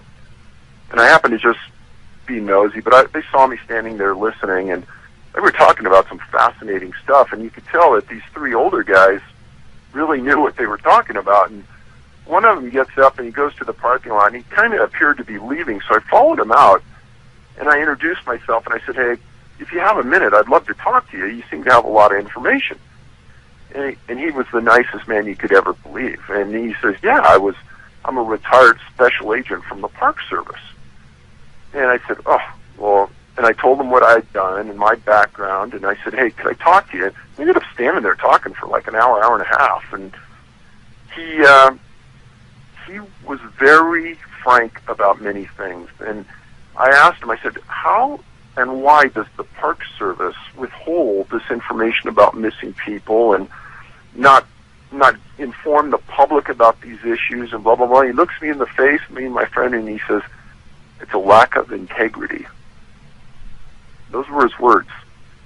And he told us a series of stories about investigations he was doing where they were thwarted, and almost purposely somebody interdicted to ensure that the investigation wouldn't go forward. And it was a very enlightening conversation from someone who was there, who had done it, who had experienced it, and was very frustrated. And so people know, the National Park Service has a large law enforcement contingent that are law enforcement police officers and marked cars that have gone to some of the best law enforcement training in the world through the Federal Law Enforcement Training Center. And after you've been there for a while, you can step up and be a detective, and you get a category which is called special agent. And they're the ones that do the bigger investigations into the park. Now, if it's a real serious investigation, you turn it over to the FBI. But normally, it's a special agent of the National Park Service that does these investigations. And our conversation with this man was very enlightening. Yeah, well, they're federal agents. That's pretty cool. I mean, so that like the guy I would have been blaming would have been him, but then you find out it's not him; it's somebody higher up than that, even. One thing I tell everybody hands, is that when you go into a park and you look at the rangers in the park, those people are here for us. They're great people. They're doing a job that is a great service to everybody who visits. They're looking out for our well-being. These are not the people that are making policy inside the Park Service. And I seriously doubt if those people know anything about what we're talking about. It's the people my guess is it's the top 3 or 4 people in the Park Service that really know what we're talking about right here. We are you familiar with the forestry department is trying to close up some land at higher elevations above, 5,500 feet? Something like that. And millions of acres east of Fresno. They say because of a certain toad or frog, and basically they want it fenced it off, and they want to keep people away from the upper elevations. And it is weird that, because we attended one of those meetings, and everybody was just tripping out, like, why are you guys doing this? And we were not getting an answer from them. I mean, obviously they were saying, well, there are a couple of animals, the toad and a lizard or something that it might go extinct or whatever, so we have to basically keep people out of this area. And a lot of the area that they want to block is pretty much where all these people are going missing. Yeah. Okay? And that's why we showed up. And it just, I don't know if there is a correlation that, the reason that they're trying, I don't know. Have you heard anything more about the shutting down of the government land? Well, actually, it's public land, and that's why people are ticked off. Every once in a while, somebody will send me in from some part of the country something really similar to what you're saying. And what they're looking for is some logic to understand the decision. And usually it's people like you who understand the system and are trying to get a complete understanding of the rationale behind the closure. And more times than not, people can't find an understanding that makes sense. That's 100. You hit it right on the head.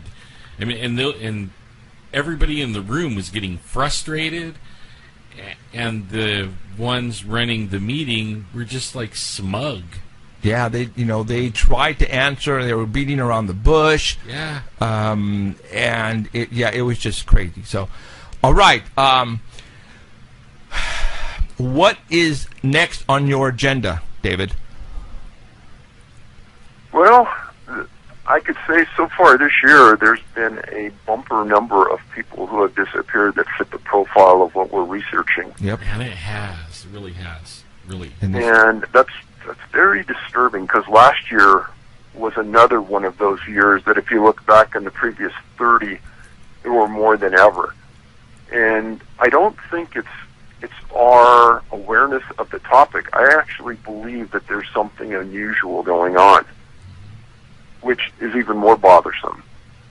So, I mean, in the last year, I've had 3 families of victims that have contacted me. One, a girl that's a physician, and a guy that was an attaché out of British Columbia for the government that disappeared on a hike. Her mom contacted me. A wife of a man who disappeared in British Columbia contacted me. And Jared Adadero's dad contacted me. And in fact, I'm going to be going to a search and rescue meeting this week with Alan Adadero, and he wanted me to go with him to help explain some of the circumstances in his son's disappearance that people don't want to acknowledge. What's so particular about that case? That's interesting. I mean, his son was in a wilderness area, and he was with a group of adults, and somehow he got away from them. And in fact, this is one of the videos we did that you can watch online on our website. And he disappeared. They searched for him, and 4 years later, they found his shoes and a sweatshirt and a pair of pants inside out, 550 feet above the trail that he was on. He was 3 years old. And we made the hike up to the location where they found his remains, and they only found a tooth in the top of his cranium. And I can tell you that was one of the hardest hikes I've ever made in my life. We were on all fours going up this steep embankment. And Alan had explained to me beforehand that his son never liked to tie his shoes. And he couldn't understand how his shoes ended up 550 feet up this embankment. And originally, the sheriff in the county said, well, he must have been taken by a bear or a mountain lion. Well, Alan showed the clothing to some mountain lion experts, and 3 of them said, no, he wasn't taken by a mountain lion, based just on such little damage done to the sweatshirt he was wearing. It doesn't make sense. And then everyone questioned why his pants would be inside out. And therein lies another issue on many of these missing persons cases, is that when they're found, their pants are inside out. Think about that. Weird. That's one of the things that boggles the mind.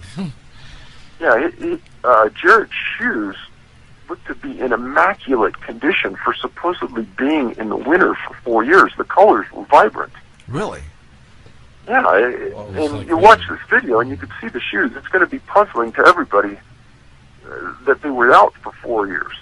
But how he got up that 550-foot area is beyond any logical grasp of an explanation.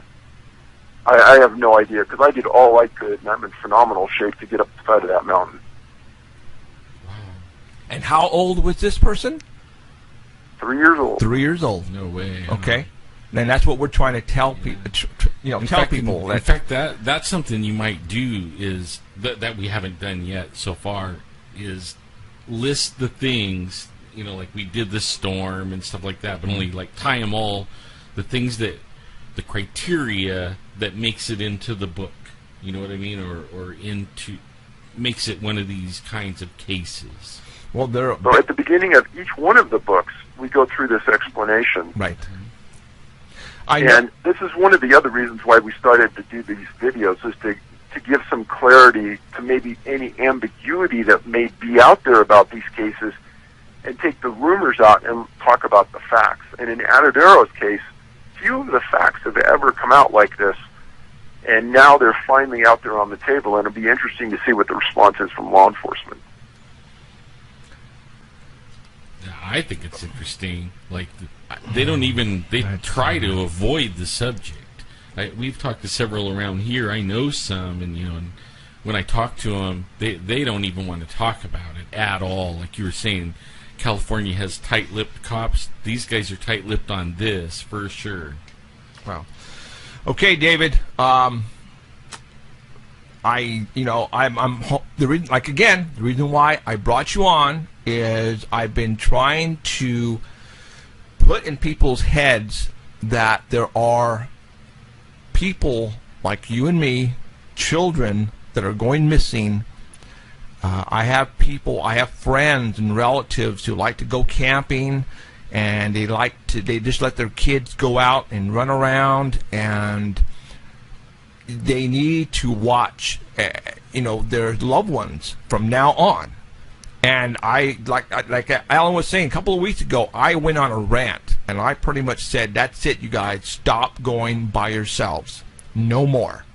You need to go with somebody, carry a gun, and like you, carry some type of transponder, GPS, in case you do get lost. But that is not, don't think you're going to be safe even with the gun. Because people are going missing with guns, right? Yeah. Absolutely. Shit. Okay. All right, David. Your website again, Can-Am. What was it? CanAmMissing.com. Go there, look at the petition, and then go to the YouTubes and watch our YouTubes. It'll offer a lot of clarity to you, and it'll help your argument, Jeffrey, about people going into the woods and why not to do it. Because there's one on there about a small kid. There's one on there about an elderly man. So it covers the bases. Right on. I just subscribed a little bit ago before the show. So- I just happened to see that and subscribed. So I'm going to be watching. So, obviously, this is your fourth book. Are you going to be writing another book on more cases, or are you going a different direction, or what do you got going? I'm not sure what's going to happen next. I mean, the response we've had from the videos has been astounding. It's all positive, so that's good. We might continue to do that, accumulate cases, and just kind of see where things go with it. Okay. But it's people like you that we sincerely appreciate the visibility you're giving the topic. Roger. All right. All right, David, I appreciate you coming on. This stuff just intrigued the hell out of me because I'm going to say it, it's paranormal, man. This is not normal stuff that's happening to the public. They're going missing, and how they're going missing, it's just blowing my mind, and I'm sure you're blowing a lot of people's mind out there right now. So, all right, David, thank you very much, and I'm sure we're going to be talking soon in the future, all right? Sounds great. I appreciate it, guys. All right, take care. See ya. David. Bye-bye. Now you know why I've been telling you guys, stop it. Stop going by yourselves up in the mountains. You need to quit right now. All right? I mean, come on. We just had a hiker just found dead 2 weeks ago, east of Fresno. All right? And we just, actually, they just found a dead body at Shaw Avenue and Zedeker Avenue. And this is way on the bottom. And they're saying they found a dead female, and that's it. They're not saying anything more. So you guys need to stop right now. I got 2 books that we're going to be giving away. And let's go ahead and do it right now. Let's give away the first book. Fourth caller. Fourth call. Really? Yeah. Okay, well, let's, okay. give Oh, it a wait. couple minutes. Actually, Yeah. go through, hang up on 10 calls, and then we'll start after that because of the delay on Art Bell. Remember how you were telling me? So the 14th So caller. the 14th caller. All right, Okay. so let's go. I'm They going to still give might you a not book. even make the delay. I think so. You think so? I think so. All right, you guys, let's go. We're going to give away 1 book right now, Missing 411, The Devil's in the Detail. There's some stuff in here that's going to blow your mind. Actually, there's some stuff in here that I didn't talk about with David only because, you know, the whole idea on him coming on is to talk about the facts of the people that are going missing. There's like, I don't want to say a chapter, there's like about 4 or 5 pages that have to do with paranormal in here. All right? But if you want to read it, you have to buy the book. And I'm telling you, there's stuff in here about fairies, and UFOs and other stuff like this. But he's only putting it out there because it's not what we think it is. It's there's you know, information that comes about some of these cases that'll trip you out. All right. Again, you know, I don't know what's going on. I have no freaking clue. Why are these people all of a sudden disappearing? Well, I'm not saying all of a sudden. They've been disappearing for over a century now. And this has been going on. You imagine how many thousands and thousands of people have gone missing? You guys remember, too, I've said this before on my show, I actually had a retired lady, forestry department, who wrote a couple of books. And she was the one that actually arrived early at Yosemite to open up the gates. She wrote a book, and she quoted, and this is what she said in her book, and I almost memorized it only because it just blew me away. She says, in the mornings when I arrive to the park, I open the gates, and I let the people in, and I wonder which one of these people are not going to leave tonight. This is what she said, all right, and I quote, that's what she said. So, obviously, the forest rangers, they know how many people are going missing. You know, all of the fire department and people up and down the valley and the foothills know exactly what's going on, because when I was, you know, giving a talk at the Rotary in Sanger, and, you know, I saw the fire chief of Sanger pretty much nodding. He says, dude, yeah, you're right. All right, so I remember that. I remember he actually got up and grabbed Jeff after the meeting and wanted to talk to you about it. Remember that? I mean, like, we were starting to clean up, and he came over to us, you know, and started asking questions. Because, you know, people, they have questions. And, you know, I can't tell you, because the way these people are going missing, disappearing, sometimes they're finding the body, sometimes they're not. It's just weirdness, total weirdness, and I don't get it. It's blowing me away. This is totally supernatural stuff that's happening, and our government knows. David didn't want to say supernatural, but it is. There's something supernatural going on with the missing people, on how they're disappearing, because you can't say that an animal or a person is abducting these people. All right, who is it? First name was Debbie. Debbie? Hey, Debbie, Debbie, congratulations. And she's waiting for her book that she won 3 months ago, Jeff. Okay, well, good. I'll send it with her on this one. Not Yeah, 3 if months you ago. It send wasn't 3 months ago. It was a while. Okay, I'll send it on both of them. That's cool. Okay, cool. All right. He'll save on postage. Exactly. So, all right. And I got these books I got to send. I know. I'm just been swamped. Okay. All right. God, what else was I going to talk about? I love the devil in the details part. I mean, that pretty much just tells it all. So for all those who are going to go camping in the near future, if where you're going says the devil, don't do it. Or at least be, like, really watching out for yourself. Right. Because if you're going to the Devil Anywhere, Diablo Canyon, or anything like that, you know, pay attention. And again, we just talked about this before I brought David on, or actually when we had David on. I interviewed David about 3 years ago when he put out his first book. He has a series of 4 books out now. Okay. I was the only one at that particular time to get him on for 3 hours straight. Yep. I did a 3-hour show with David. In fact, that record just got broke only like 2 months ago. Well, you got to think about commercial times too. No, we don't have any. So no, you broke the record still. I think still, because those radio stations that it was We won't name the No, radio we won't. station.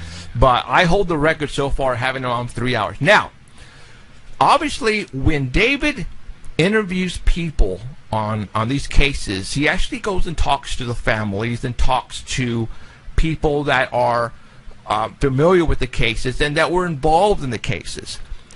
Well, he told me a story about one particular case. Now, we're not saying that all these cases are because of one particular thing that happened in this particular case, but I'm not going to tell you what it is. You have to go and watch the show. All right? The show, if you go Google David Paulides missing 411, and I think we're like the number 4, that video is like number 4 or number 5 on Google. Something like that. Okay. Yeah. We're in the top 5. Top 5. All of ours are the top 5 Google on the Google search. If you put in David Paulides missing 411, and if you put in, and I think that'll take you. You'll see me behind the desk without Alan because, like, again, I did this 3.5 years ago. There is a story that he told that he has never told that story ever again on any other show except my show. I want you guys to go and listen or watch that particular. It's on the YouTube. All right, it's on YouTube. Alan got the file and downloaded it onto YouTube, the full 3 hours. It's a great show. That show will scare the crap out of you. I'm telling you. All you have to do is type in Paranormal Central and then just click on the YouTube, Paranormal Central YouTube. Okay, and that'll take you. You guys have to go and watch that show. All right? There is a story he told about one particular case that's going to knock you off your you-know-what. And our intention here is to make you guys aware of your surroundings from now on when you go camping or hiking. All right? Just because your child is playing 10 feet from you, don't you think that he or she is safe? Because people are going missing that close from other people, and they're totally disappearing like poof, and they're gone forever. And right out of their camper. Like, even if you don't walk way away from your camper, Right. I mean, some of them were even taken straight out of their camper. A kid was taken out. He was asleep inside the camper, Yeah. and they heard their child screaming, and they came in. She was gone, and that's all on that first. You have to go watch that last show that I had with David Paulides. I think that's probably one of the best that I have ever done on Paranormal That was Central. his first book, and he was coming out with the Eastern one. He Right. had already put out the Western one, and we were talking about him bringing the Eastern one out. So he's like done 3 more books since. So then. far he has a 4-book series right Yeah. now. All right. I don't know. I would like to know if you. I mean, obviously it's supernatural. It's paranormal. People are disappearing. I mean, you can honestly say abduction. Obviously they're being abducted. But the question is now, how are they abducted? By whom are they being abducted? All right. I mean, we could say, and again, this is a paranormal show here, you guys. We talk about weird crap all the time. You know, a UFO, portals. That's where I'm going with this. It could be Bigfoot. It could be. It could even be government. You know what I mean? Like, especially the smart guys. All of a sudden, we got to get this smart guy, and then they wait. They listen in on his cell phone, and Right. he's going to the mountains, and then they go get him. It's the way these people are going missing that is very supernatural, paranormal. Doesn't make sense. Like he even went into the weather phenomenon. I didn't think he was going to go that far. That's Yeah, but conspiracy. he blew me away on it, like we're changing the weather. Yeah, that's conspiracy stuff, though. If you live in California, you're about to believe it Yeah. because we don't have any rain. We had a talk before a couple days ago about how we wanted to communicate this book out to you guys, and we wanted to leave the Bigfoots out and the UFOs out, because we don't have an answer for you guys. We don't. But it could be all of the above. It could be all of the above, you guys. And most likely is. And it most likely and is. then some that we didn't even think of. Right. And our government knows, I can tell you right now, they obviously know that these people are going missing. And they want to keep hush-hush because bad for business. It's well, bad for business, but it's supernatural stuff that's not supposed to be real. Okay? All of a sudden, if they would have came out and said, okay, you know, the UFOs are abducting all these people and taking them. I mean, think about a 7-year-old child goes missing and they find him or her 50 miles away over a mountain, over a hill, through a river, and find the body, you know, that far at a distance. How did that person get there from where that person was last seen? Obviously, that person could not go through a raging river during the winter, a 7-year-old, and then over, you know, cliffs and mountains, and then all of a sudden the body is found that far, and there's no marks on the body, but yet the person is dead, you know, laying there. So you have to think, well, obviously, it wasn't a bear, it wasn't a mountain lion, it wasn't a person, because a person could not travel through that water raging river to get 50 miles away. So the next obvious answer is, well, then that person was teleported to that location. That's the only obvious answer. I mean, if you guys can give me an answer on how a 7-year-old got 50 miles away, then I want to hear it, because there is no answer. Now we're talking supernatural, paranormal here. That person was levitated from point A to point B. That's the only logical answer.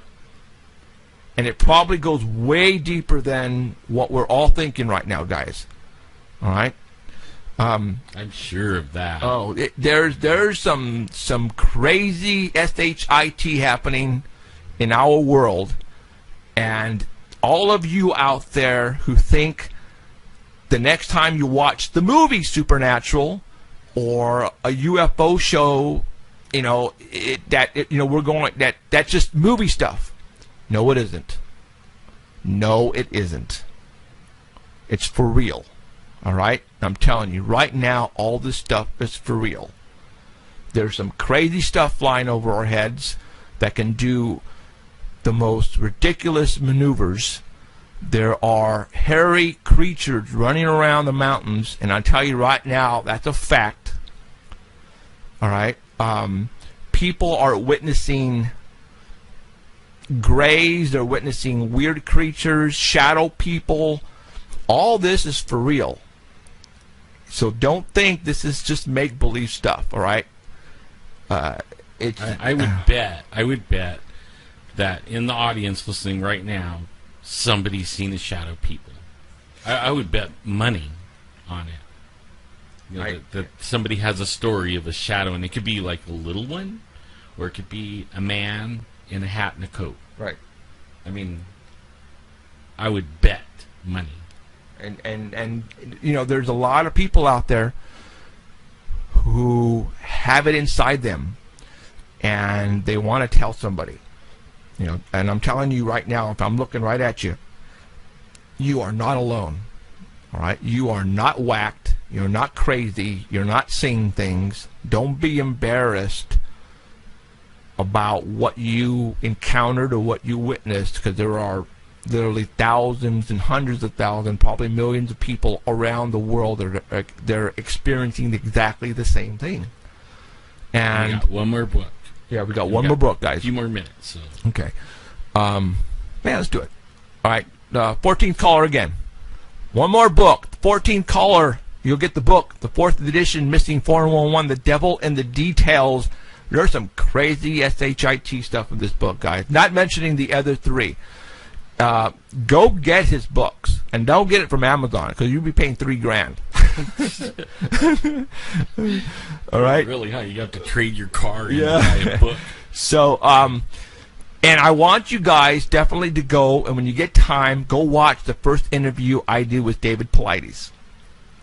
I guarantee you guys are going to freak I didn't want to say anything on the air with David because, we wanted to separate ourselves from the paranormal. But you know what? This is the only logical answer is paranormal. It's supernatural stuff that's happening out there to these people. There's no other logical answer. There isn't. We've tried debunking, how did a person get from point A to point B? Well, all of the above, no. It has to go E. It's supernatural. And now you're talking stuff you see on TV, man. All right? Crazy stuff. Should we go for another hour? Yeah, let's go for another hour. We'll just talk we could do another hour? Yeah, we can do it. Okay, we're going to go for another hour, you guys. All right? There's some other stuff that we want to talk about as well. And, Emerald's got to go here pretty quick, but that's okay. What I'm going to do is I'm going to have her give me the phone and that over there. So we'll probably want to take some calls, like, soon. Mm-hmm. And then, but right now she is trying to get the 14th caller, 559-287-8367. 559-287-8367. The last four numbers represent the letters UFOS. That is also my paranormal hotline. You can call me anytime, preferably not when I'm asleep, though. And I will try to help you out as much as I can. So there you go. All right. In a couple of minutes, I am going to tell you who our guest is going to be next week. Just confirmed. The person almost didn't want to come on, but I had a talk with this person, and I don't want to say it's going to knock your socks off, but it's going to be really cool. And I'll talk to you as soon as we get the winner. And Emerald has got the winner on the line right now, so all those people, please stop calling. So, but yeah, I got a cool interview next week. I think it's going to be interesting. So I'll wait right now when Emerald is finished getting that person. So yeah, we're going to go for another hour, you guys. So, and then we're just going to go ahead and just talk about some weird stuff that's been happening in the news. And I'll probably take some calls, and I'll answer them myself because Emerald has to go. We don't have a budget, so I really can't pay her to be here. She has she has a life, just like some of us. She's really dedicated and really good at what she does. Yeah. Mm-hmm. So right now she's getting the information. So all right, yeah. So I might have to jump out screen for a second. Yeah, I mean it's actually warm in here too. Somebody might have to go to the bathroom or whatever, but. That would be me. I drank all my coffee. Oh, did you? Yeah. You can go get some more coffee if you want. So I'll manage the line. So she's talking right now. Like I said, she's talking to that person right now. So don't you just love that? Somebody said they're going to go to the FYI airport. Have you ever heard of an airport called FYI? For your information, it's not that big of an airport. Right. Fresno Yosemite International is the actual letters. The words for the letters. Why did someone say they're going to do that or what? Yeah. Elizabeth's going to go. She's going to go check out the Bigfoot stuff? Yeah. Don't buy all the little Bigfoot stuff things because we want one. They actually had some cool Bigfoot. I'll put it on right now because we went through it really quick. Yeah. Matter of fact, let me put it on there real quick because there's some cool stuff that they never had before. I believe it was right. They told me they weren't going to have any more, and I mean I got in trouble. Who won? Mr. Thorne from Texas. Right on. Yay! Whoever that is. Congratulations, Mr. Thorne. So, okay, right now I got on the screen the Bigfoot stuff that they're having at the airport. Look at that mug up there, the foot mug. See that? See, my wife just ripped me. We took my son to the airport, and then I went in there, and I came back with this bag full of stuff that was the last they had, and they said they weren't going to have any more, and I was all proud of myself. I got it. Right. And, man, she didn't let me live that down for a month. If I'm not even going to tell her they have six tables full of stuff, she'll say I lied to her. What I like to do, and I think we talked about it last night, is I like to go in there and talk to the buyer and see if we can put some pictures up above the shelves, like of you and Finding Bigfoot crew when they were down here filming. You know, if I could get David Ragosa to give me permission to put up a photograph of the 8x10 of the Bigfoot that he got walking up that hill, put one there so people can look and say, what the heck is this? You know, this because people are tripping out. Why is there 6 shelves of Bigfoot stuff at the Fresno airport? You know, a lot of people to this day has no clue what's going on east of us. No clue. If you watch this show or listen to it at artbell.com, well, then you have an idea. But otherwise, the next person has no clue. No freaking clue. Okay? And I want to make people know about it. I want people to know about what's going on around us. What's that? Do you have a picture up right No. now? Put something up for somebody to do this. Do what? Okay, yeah, go ahead and give me that. Oh, all right, hold on, guys. Go ahead and talk. No, I meant put a picture up. Oh, gotcha. Yeah, See, Emerald is still Emerald's wanted by the FBI, CIA, DEA. No, I'm not. I know, just kidding. All right, go. Hey. Okay, guys, look real hard and you can see Emerald. No, just kidding. I'm just pulling your leg. Yeah, we could talk about what we did last night. Yeah. And they were telling me, like, Jeff was just telling me there's a fire in Yosemite. Yosemite is burning right now, you guys. In the valley, right? No, at the top of the hill. Thanks, Emerald. Oh, man, but only we were in the mountains last night, and it was so dry. Yeah, oh it was. God, it is really dry. It was. We had nothing going on last night when we went to the spot. It was so dry. There was a trillion crickets. It was so loud. Yeah, I've never heard crickets like that before at that spot. That was just weird. It just blew me away. So, I don't know. That spot is always like something different every time. Okay. All right. I'm going to go ahead and give or tell everybody who we have next week.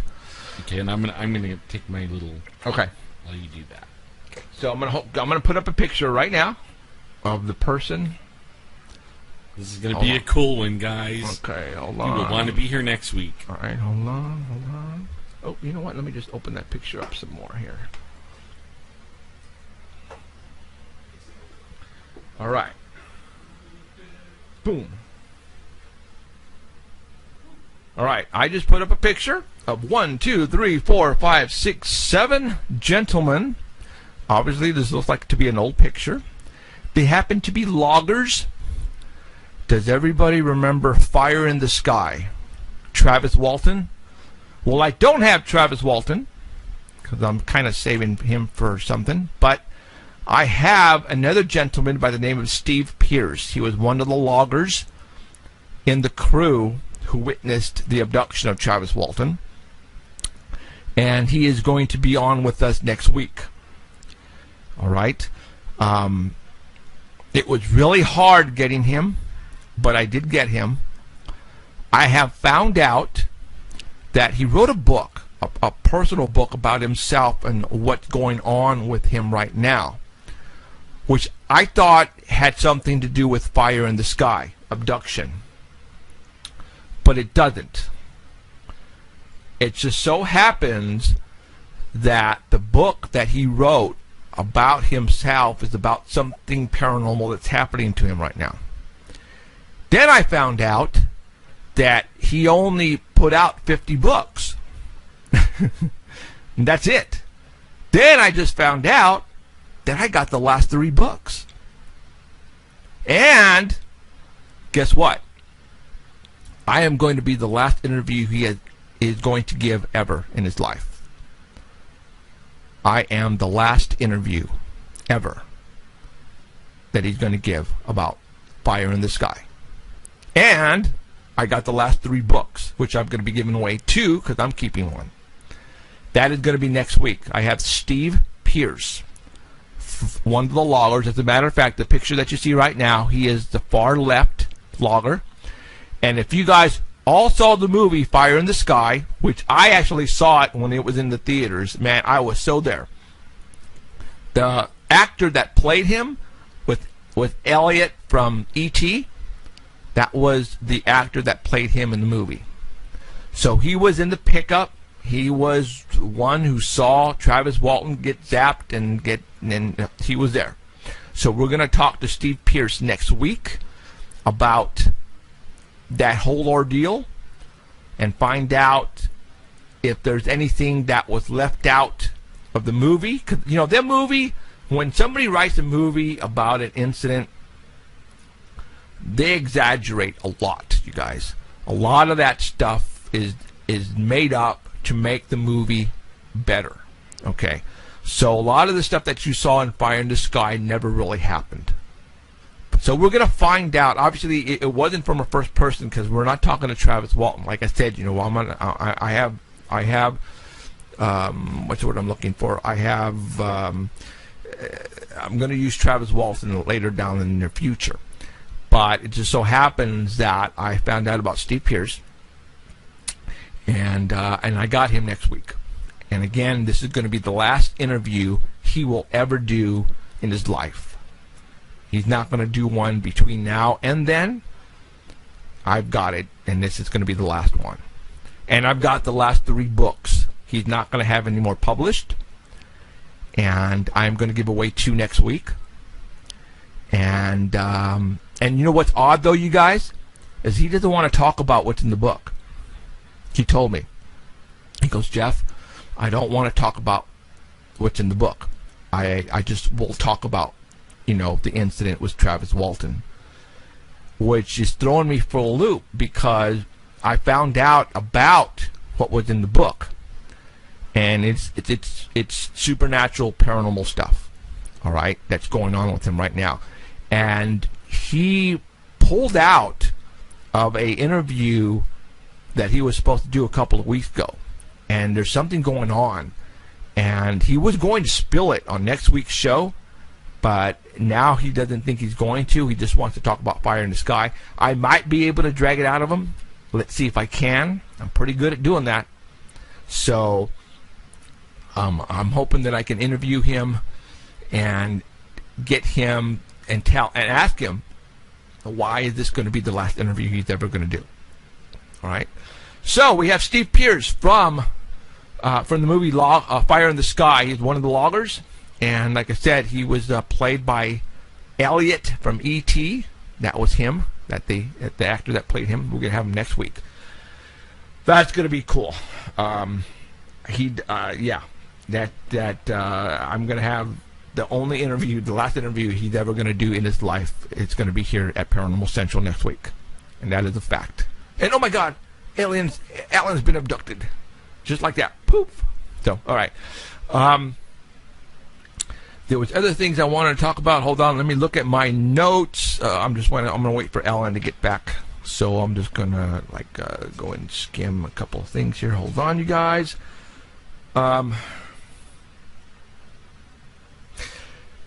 Let's talk a little conspiracy, you guys. All right. You all know who just passed away a couple days ago? Joan Rivers. All right. Now we're gonna talk conspiracy theories. All right, you guys. Yeah, because we talk about all that stuff here on the show. Paranormal, conspiracy theories, all that happens to lie in the same genre of subjects that I like. And I'm not afraid to talk about a particular subject. And I now want to talk about Joan Rivers. All right. As a matter of fact, Jack, Joan Rivers made a comment in July about Obama. She said something about Obama. All right. And it made news. TMZ ran with it.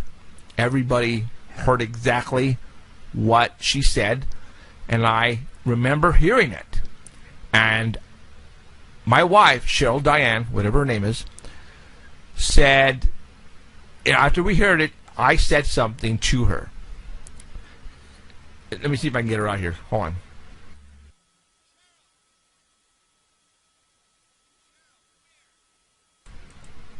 I just called my wife over because I want her to basically verify what I said out loud to her when Joan Rivers made that comment.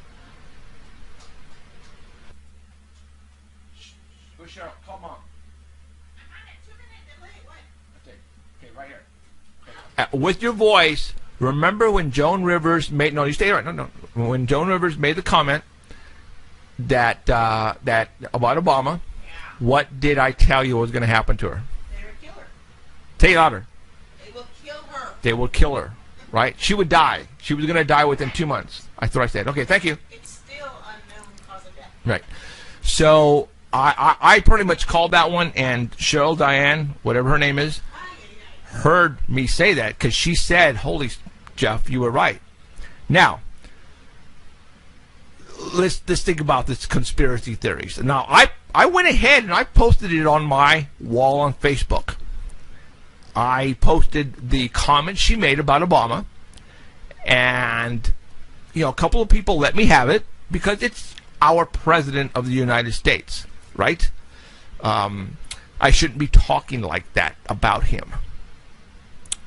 But something happened a year ago or a couple of years ago about another particular person who was supposed to come out and say and give everybody some information about Obama. Do you guys remember Breitbart? The guy who owns the website? He pretty much came out and said, and he was talking in front of a camera doing a speech, and he says he has information that's going to turn Obama's world upside down, right? And I remember when he said that, I said, dead man walking. Dead man walking. Well, guess what? He was walking out of a club or a bar, and he got out to the sidewalk. He fell face first. He was dead. Right there. Boom. Dead. And I went, holy mackerel. They killed him. Right before he was supposed to release the information. Okay? And then this happened with Joan Rivers. And I pretty much called it. I said, something's going to happen to her within the next couple of months. She's going to die. And now she's... You predicted that. You did. Okay, and then she's dead. Okay. The people that run the government are very powerful, you guys. We have stuff out there that they can kill anybody so easily without any trace. It's not even funny. Joan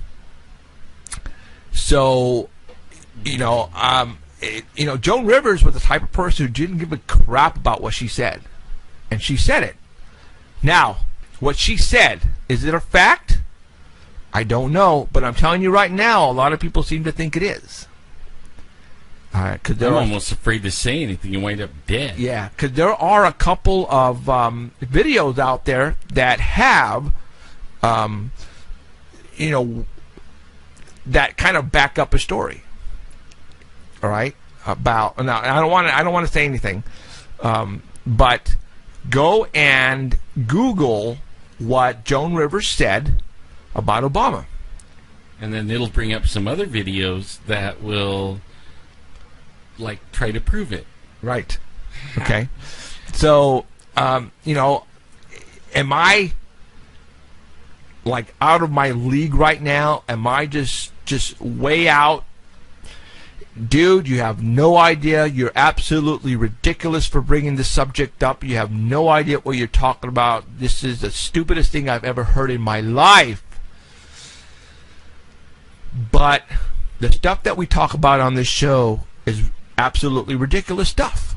It's stuff that is hard to imagine unless we bring you information and facts about what we're talking about. And that's what I wanted. That's what the show is all about, you guys. I was telling my wife, we talk about the paranormal and stuff like that, mm-hmm. and you think you get it figured out. You think you got it all figured out. It was aliens, right? Like what's his name? With the weird hair. He's like, I don't know, but only it's aliens, right? And you think for sure that you have it all figured out, and then something happens or something comes out and it blows your paradigm out of the water, and it makes you rethink everything. Well, I've had my paradigm blown out of the water so many times now that I don't even say I'm not gonna stand firm on anything anymore, because man, it just gets weirder and weirder. Weird, really weird. Really weird. Let's talk about terrorists right now.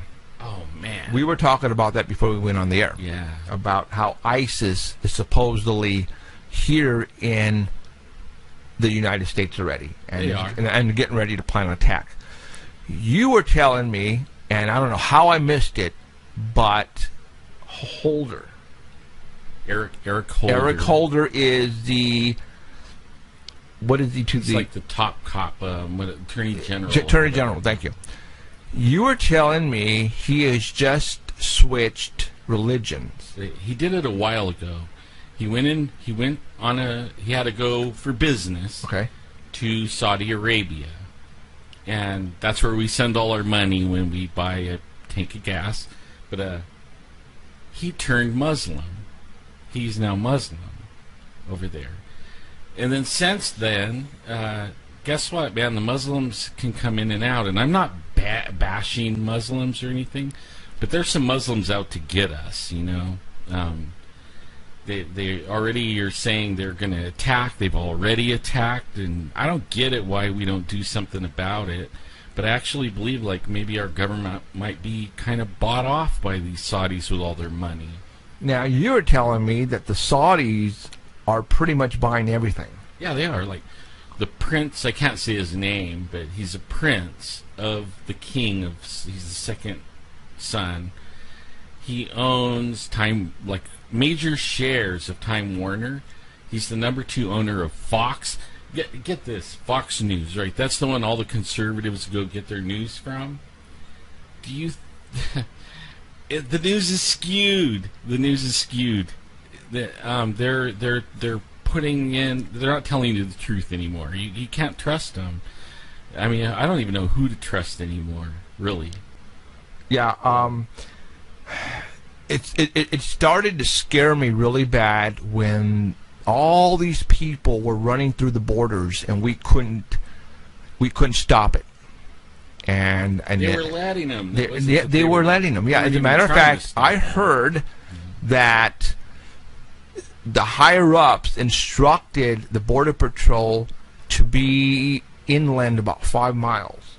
Then what the heck who was monitoring the borders? No one. Yeah, it was stand down.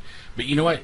Hey, I got a little experiment. Let's all try to go the other way.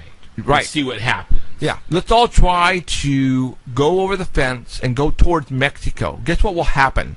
You won't. It's going to be a lot worse for you than trying to come this way. They will shoot you. Yeah. Or they will put you in jail like they just did this military personnel who supposedly accidentally crossed the border by accident. They seized him and he's in jail right now. Been there for almost a year. Like the laptop they found? Oh, yeah, and then supposedly they just found a laptop that has instructions for them to basically use car bombs and others. They were going to use actually viruses as well, all right, to get back at the United States. And this is all supposed to happen within the next couple of months. Yeah. As a matter of fact, what is today's date? The 7th? Yeah. Guess what 4 more days is, you guys? Anybody? That's when the towers came down. September 11th is 4 more days, you guys. Wow. All right? So everybody needs to be very vigilant on Have you ever seen the videos? Thursday.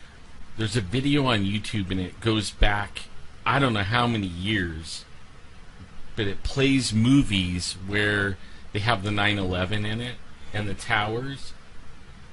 And man, you know how many movies they warned us about 9/11 yeah. before 9/11 happened? I mean, it blew my mind. TV shows and movies where they would stop the clock on 9/11, or they would check their watch, it was 9/11, or it would be a picture and it was 9/11. 9/11. I mean, And it was unreal. the Simpsons was one of those particular cartoons that actually had that.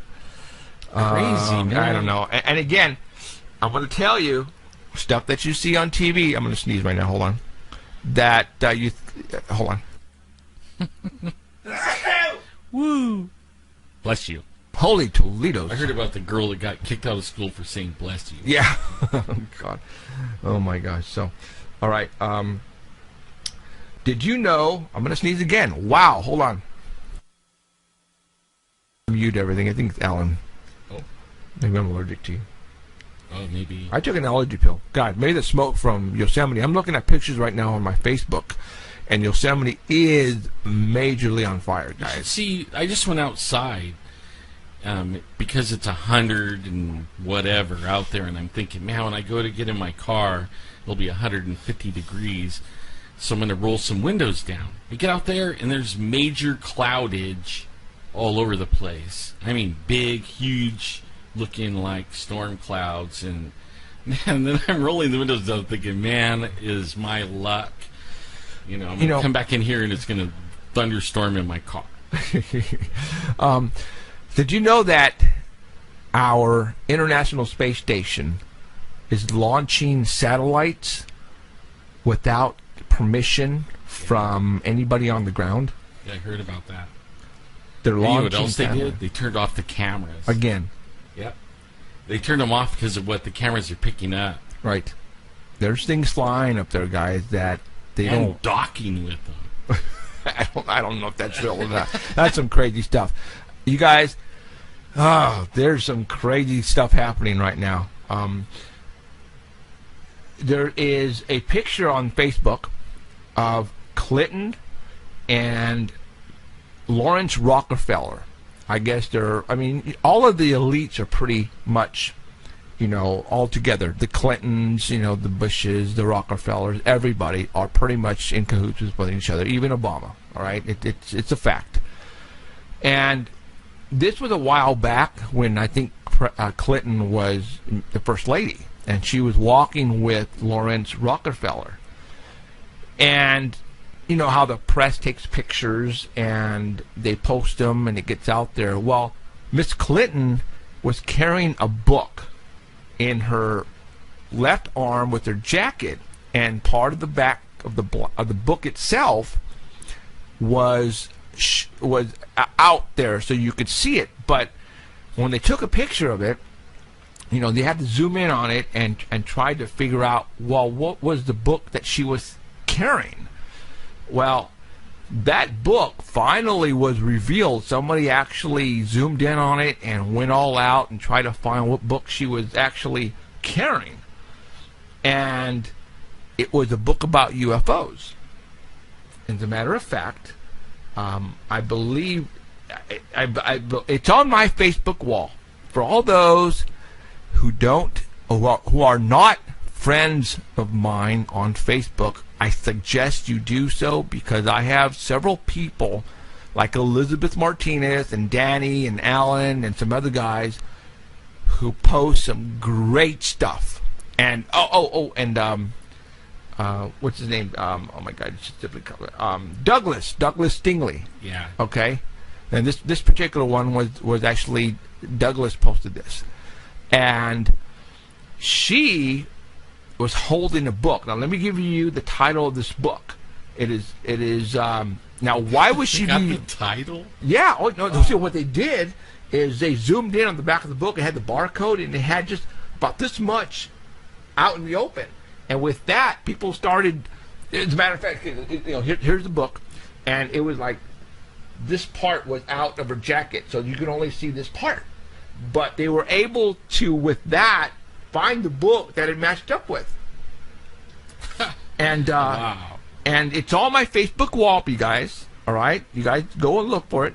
The front cover. The author is Paul Davies, and the actual title of it is "Are We Alone?" Wow. Okay. I know we're not alone. All right, we're not. Check it out. Whoa. There it is. And with that, they were able to figure out, because there it is, and that's "Are We Alone" by Paul Davies. Now, hold on here. Check out the necklace. Whoa. Okay, that would be like Is that a double cross, like ISIS, like. Yeah, I mean the double cross. That's the same one Exxon uses, and What? How come nobody even talked about that? Because they're too busy looking at the book. You guys, Douglas, the picture that you just put up on my wall, Jeffrey Gonzalez, all you guys who want to look at it, you know what? I'm gonna. You can, I think. Yeah, but I don't want to bumped off. Huh? That's what I'm afraid to do. Mm-hmm. Okay. Yeah, I don't want to take a chance and then have that happen. So go to my wall. Anybody can go to my wall right now on Facebook. Yep. Jeffrey Gonzalez. Type that in or Sanger Paranormal Society. You'll get there one way or another. Scroll down. Douglas Stingley put an article, and it has Miss Clinton and Rockefeller walking right next to each other like on a path in like the woods. And when you get to that article, scroll down, and it shows you the book that she actually has in her, in her left arm tucked under her jacket. And I'm looking at the freaking necklace she's wearing, and it looks like double crosses on it, like something you would see from the Egyptian. Right, yeah, it looks Egyptian. Egyptian. Holy Toledo, guys. That's something else we were talking about. Yeah, right before the show. You want to talk about that? About the ISIS thing. Yeah. I mean, the connection of ISIS to Egyptian. Now, let's talk about that. Cheryl, Diane, whatever her name is, brought this up. The name of the terrorist group is? ISIS. But only our government calls it ISIL. ISIL? Yeah, that was their original name, was ISIL. Oh. But only they changed it to ISIS. Why? The Illuminati guys, Egyptian, Katy Perry. Sadly. I know. I'm still going to have her on my show one of these days. Dang it. I swear she's going to be on my show. I don't care. But the Egyptian... Is that me? Oh, crap. Sorry. The Egyptian logos, sigmas, all that, it involves the Illuminati. Yeah. As a matter of fact, there was a thing out here on Facebook where they had a picture of Obama, and they had the statue of an Egyptian king, and Obama looks identically like it. All right. Now, again, we were just talking about, ISIS, and I went to YouTube. All right, and I'm going to go ahead and I'm going to play something for you. Back in the 70s, when there was really cool shows, you guys all remember Shazam? Billy, I think his name was Billy, and it was that older gentleman, and they're driving around in that Winnebago, and he would go Shazam, and he would turn into the Super Marvel, or whatever his name is, right? There was also another show called ISIS. I'm going to play... this is crazy. Hold on. I'm looking it up right now, because actually I want to play the audio for you. If I know how to spell. God, I don't know how to spell. Sorry, guys. Well, where did I look that up? Okay, let me pull up Shazam. Can't believe I'm actually saying the word Shazam. Shazam. I remember that show. That was one of my favorite ones when I was a kid.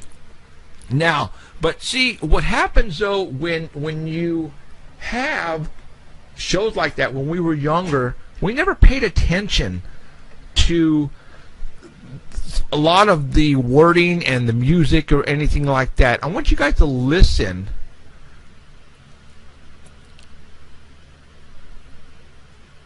Hold on. It's the hotline. Okay, let me rewind. Okay, here we go.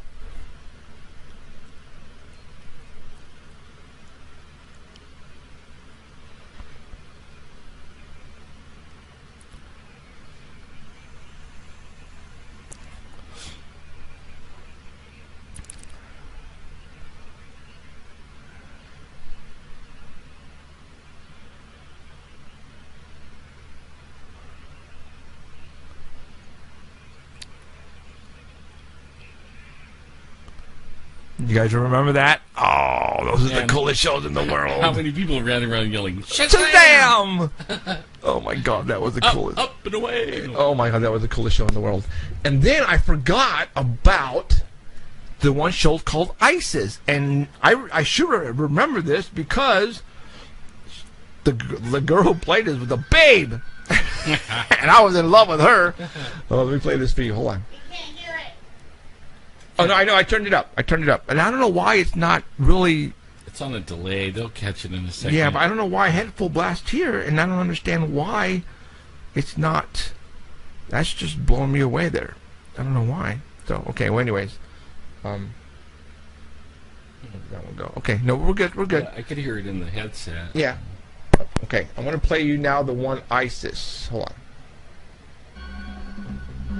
O my queen, said the royal sorcerer to Hatshepsut, with this amulet, you and your descendants are endowed by the goddess Isis with the powers of the animals and the elements. You will soar as the falcon soars, run with the speed of gazelles, and command the elements of sky and earth. 3,000 years later, a young science teacher dug up this lost treasure and found she was heir to the secrets of Isis. And so, unknown to even her closest friends, Rick Mason and Cindy Lee, she became a dual person, Andrea Thomas, teacher, Almighty Isis, and Isis, dedicated foe of evil, defender of the weak, champion of truth and justice. And awesome looking.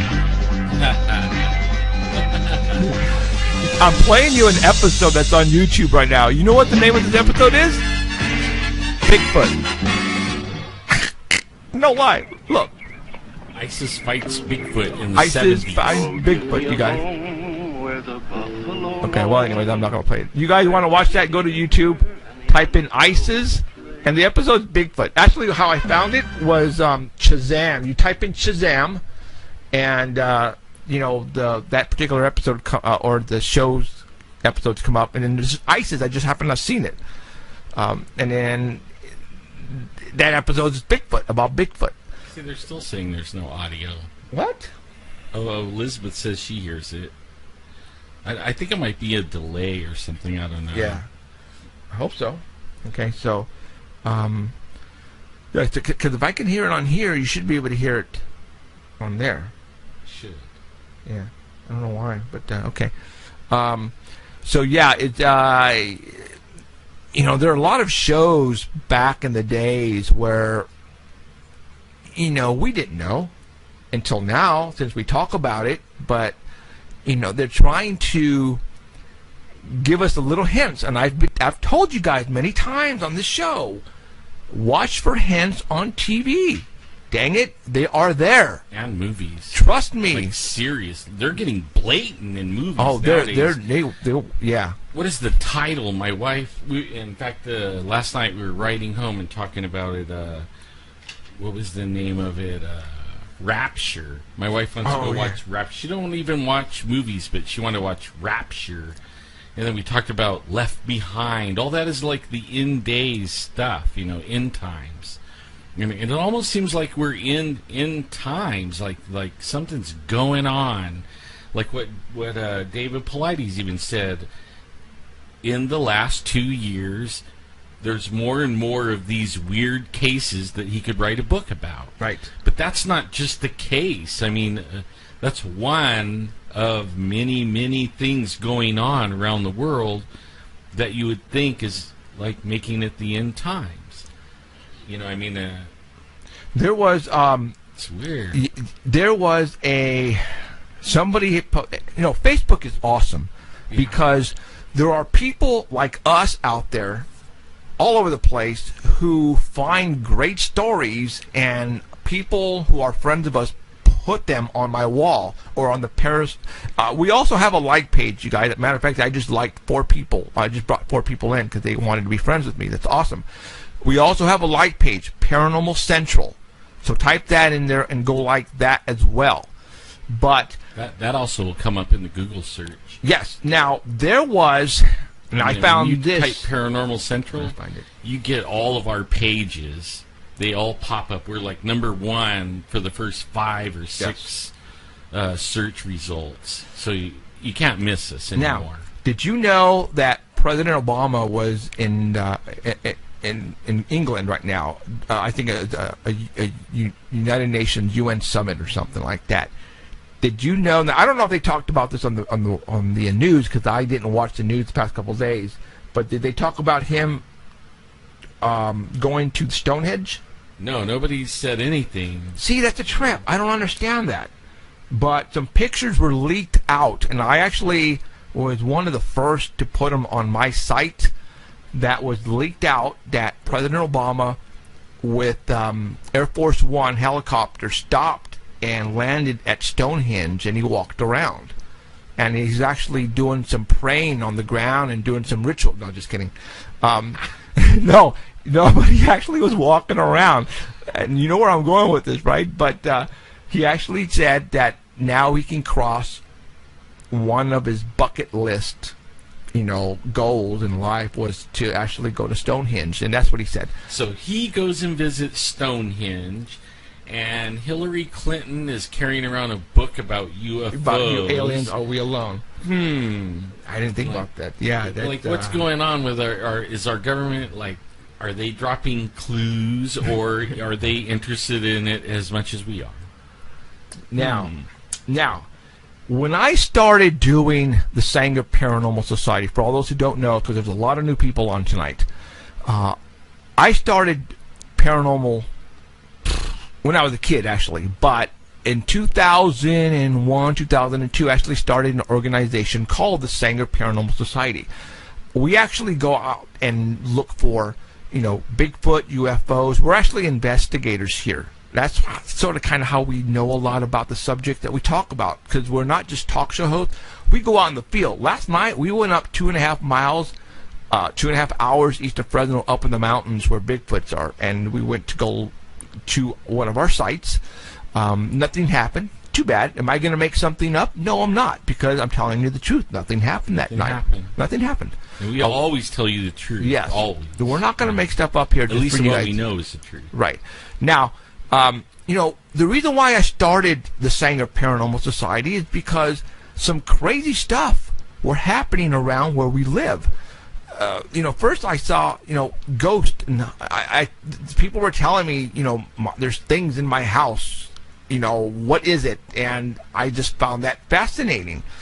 And then UFOs, people were witnessing weird lights in the skies. I was actually a MUFON investigator. I became a section state director for a couple of years until I quit that organization because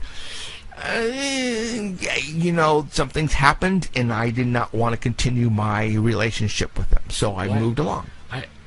You should tell them about.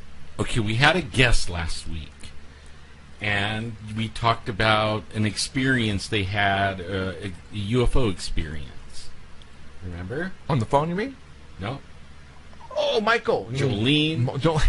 And she had the ghost experience in the ship, and then she talked about a UFO experience that we talked about on our show a while ago. Right. Well, tell them what happened yesterday? I got a call. Yeah, well, I got a call on Monday or Tuesday. I just forgot to tell you guys about it. So it was the day after the show. Yeah, because he was supposed to get me the paper. Well, anyways, Jolene was here. Interesting, okay. RJ, who I think is the oldest, was driving on the 99 freeway. Which is the same one that was with her on the first UFO incident. Now, a few years ago. He told me, and how I found out about this is Jolene actually sent me a message, said, hey, you better talk to Michael RJ. RJ, I can never figure out which one's the oldest. I think it's RJ's the oldest because he's driving. That something happened to RJ on the 99 freeway right around Selma, California, which is not too far just south of Fresno. So I called him, or he called me, I don't remember. We were talking, and he said, okay, this is coming out of his mouth, all right? Now, they're not going to make this stuff up, you guys. But something happened to him really weird on the 99 freeway, and I want to relay what happened to him. I wish he would call me right now and tell me. Yeah, if you're listening. RJ... are you Or listening? Jolene. Or Jolene, get RJ to call me right now, and tell us what happened to him. You know, I won't tell you right now. Let's wait a couple of minutes. Maybe he can get him to call me. The 287-8367 number. Call me right now, Michael or RJ, if you are listening, or if your mom is listening.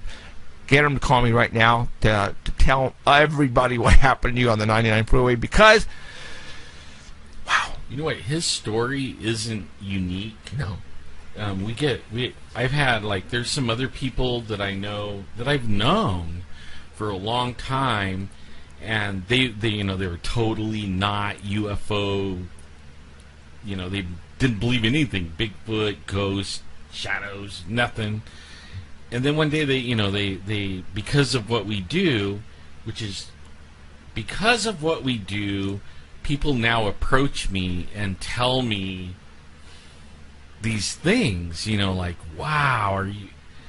They're not afraid to now tell me because they know I'm not going to laugh at it. Right, same here.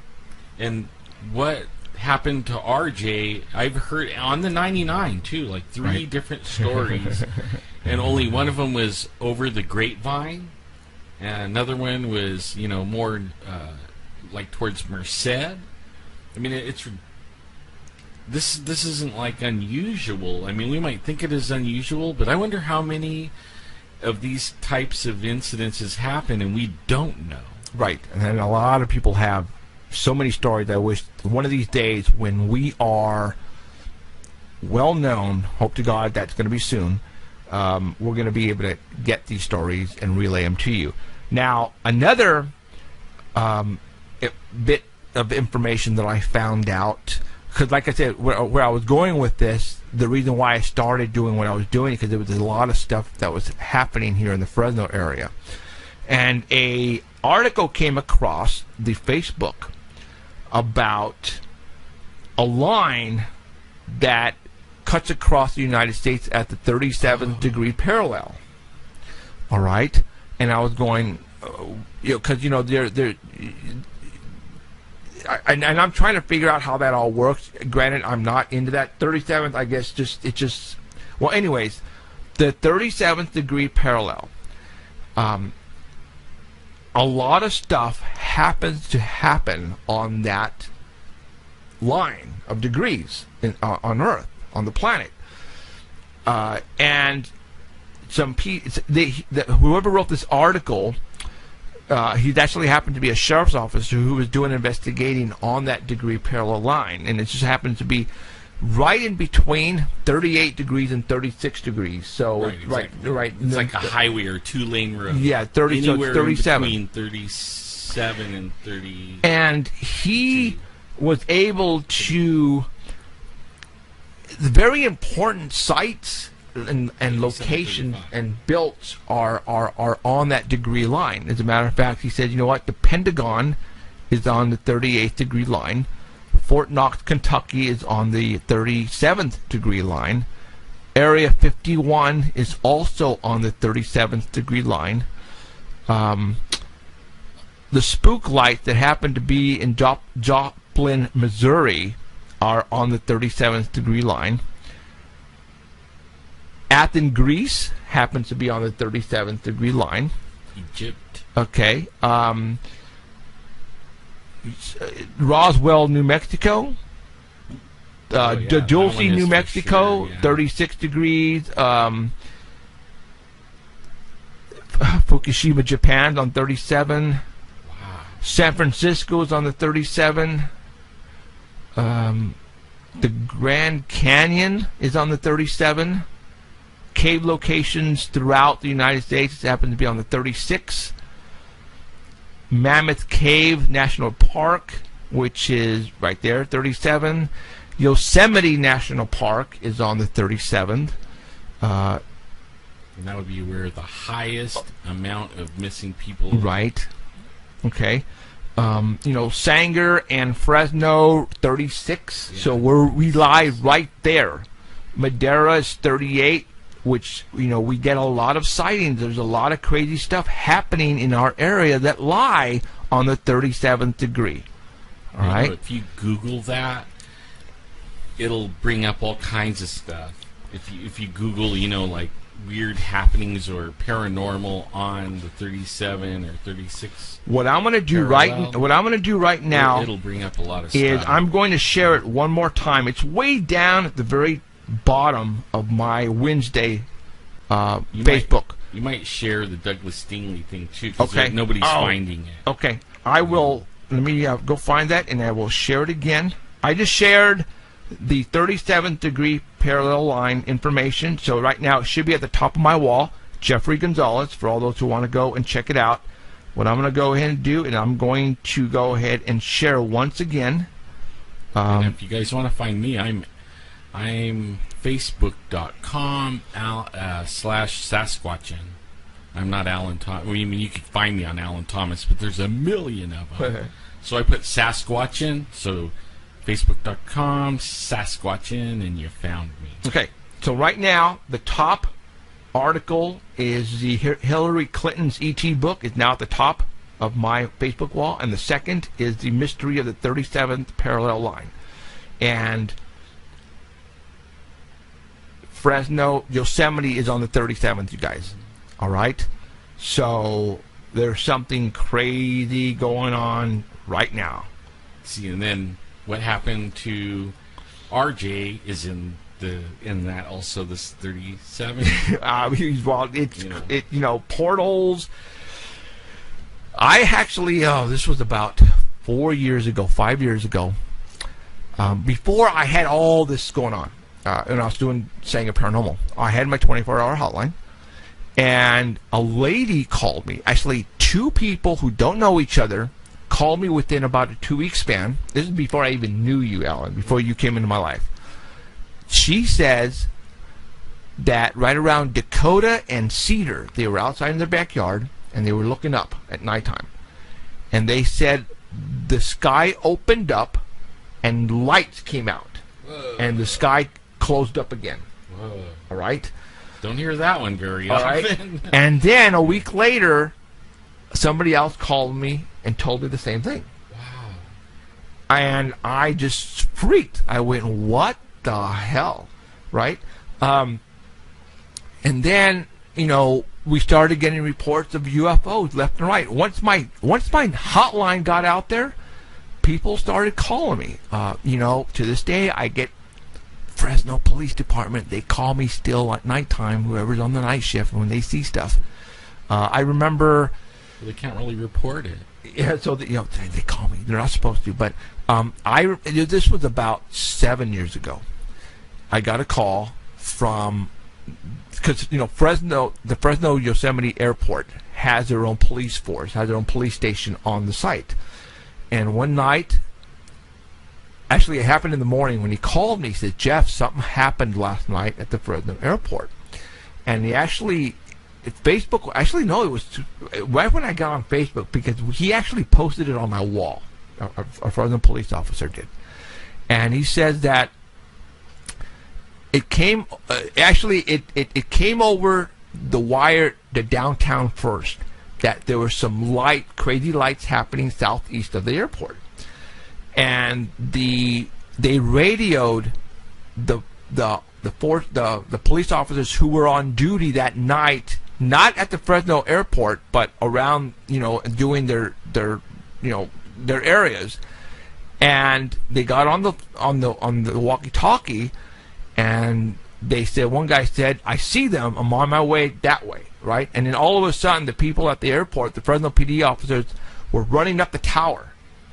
And they said they got up to the tower, and they were witnessing these lights doing some crazy maneuvers southeast of... And when you say southeast of the airport, that could be, down in the country on De Wolf or Jensen Avenue, you don't Selma. know... Yeah, you don't know, over Sanger, because we get some crazy stuff there. And you don't know how big these lights are, but they said that they were dispatching police cars headed that way, and the police officers were running up the tower because they wanted to see these lights, and they saw them. Well, a police officer told me all this on Facebook, and he actually spelled it out for me, and I actually talked about it on my show when I first started doing the show, and I think I was on Blog Talk Radio, you guys. That's a long time ago. So crazy stuff is happening. Our credible people are witnessing this stuff. And luckily, he was a friend of mine on Facebook, and which is kind of cool because I was able to get that information and relay it to the 5 people who probably were watching me, back then. So, but there has been a lot of stuff that has happened years ago that I wish I could remember and relay again, because it's not like we just started this 5 weeks ago or a year ago, guys. I've been doing this now going on over 10 years. This particular show. Heck, I've been at it almost 5. Yeah, right in there. But there has been stuff that has happened blows me to away us. that we've been at it that long. A long time. That I wish I could remember the things that came across my desk and that I just can't remember anymore. But they were so awesome. I was looking on the computer, looking for a show, and I thought I would find it really easy. That's interesting like that. And we have over 200 shows on the hard drive. Right. Over 200. I mean, I was there and I was like, man, I need to label these better. Because it's hard to find stuff. And I bet some of those shows are killer. Yeah. They're like, oh my God, are you kidding me? Like, for example, we had a massive sighting here in Fresno, California, where the jets out of Fresno Air Terminal, who are the 144th Fighter Squad, who are controlled by NORAD, who takes care of the West Coast, all right? That's one of the other reasons why I think Fresno is so important, is they placed them here for a specific reason. That I had calls coming in about some weird, objects in the sky. And as a matter of fact, no, it was somebody called me on the west side, all right? And I'm talking like way out west side, all right, in the country. Not in Fresno. There was this family who was outside, and they had a bonfire going, right? And it was like the whole family were out just screwing around, and then all of a sudden they see this black ship floating across the vineyards. All right, and they're all freaking out, and they run behind their house. And I remember the dad who was talking to me, he was like this on the side of his house, like this, peeking like this, because they were scared, because this thing was huge, and it was cruising. And all of a sudden, they said that it dropped these lights out of the bottom, just orbs, and then the orbs took off like this, and then I hear the jets take off out of the airport. And then my phone started to ring off the hook again. Jeff, the jets are chasing these white lights. So I live in a 2-story house. I run upstairs. I open my curtain. I'm looking north, and I see these white lights moving incredibly fast. And right after them was 2 jets.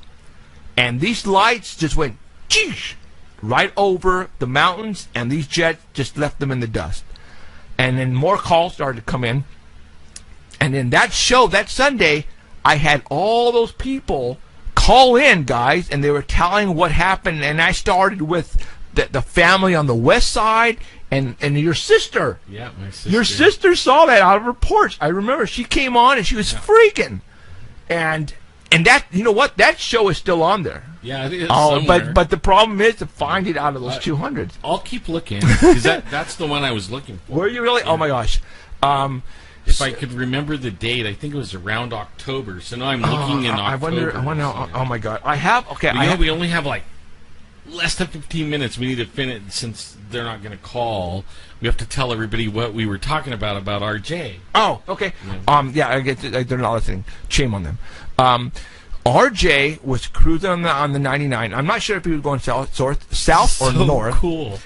He said he had his iPod, which could be an iPhone. He was listening to tunes, right? And he was driving, and he remembered he was like the only vehicle that was there was nobody in front and nobody in back. Sometimes when you're driving on the freeway, you happen to be driving, and there's nobody in front of you or back of you for about a mile or two, right? He said all of a sudden the engine started to shut off on him, and his iPod or his cell phone, whatever he was listening to on his songs, shut down too. And then he said he blanked out, and then everything turned back on, and he was driving again. but he wasn't at the same place where all this happened. He said he is now back where he started from, and I'm not sure exactly how far back where he started from, but he said he lost some time. And I went, what? And I said, dude, what you got to do is you have to, on a piece of paper, write down exactly where you were at, and then when you came out of it, where you were at that time. Yeah, like put it on a map. Yeah, because I want to here's know. Here's where the engine started dying, and then here's where I came to, and so that we could have that. Man, I got so excited when I heard that, because Jolene and that son were driving. I think it was 99 again, and they told this story last week that the UFO is going across the freeway, and then it stopped right above the freeway and turned. So now they have 2 UFO things. And when you miss time, like the one I was talking about, the girl was on. She was on the Grapevine. Her car started messing up, and then she woke up. Right, the last thing she remembers is waking up. Like, her car started messing up, and then she woke up not even somewhere near Barstow. Okay, Barstow, California. And her car was sitting off the side of the road, and then she woke up, and she doesn't know how she got from the Grapevine to Barstow. I mean, that is like, I hear these kind of stories all the time, so his isn't like unique, but man, I wonder what happened. Right now, what I'm trying to find, you guys, because I'm on a roll and I'm excited. An incident happened. Show my picture. I can't. What picture are you talking about? Hold on.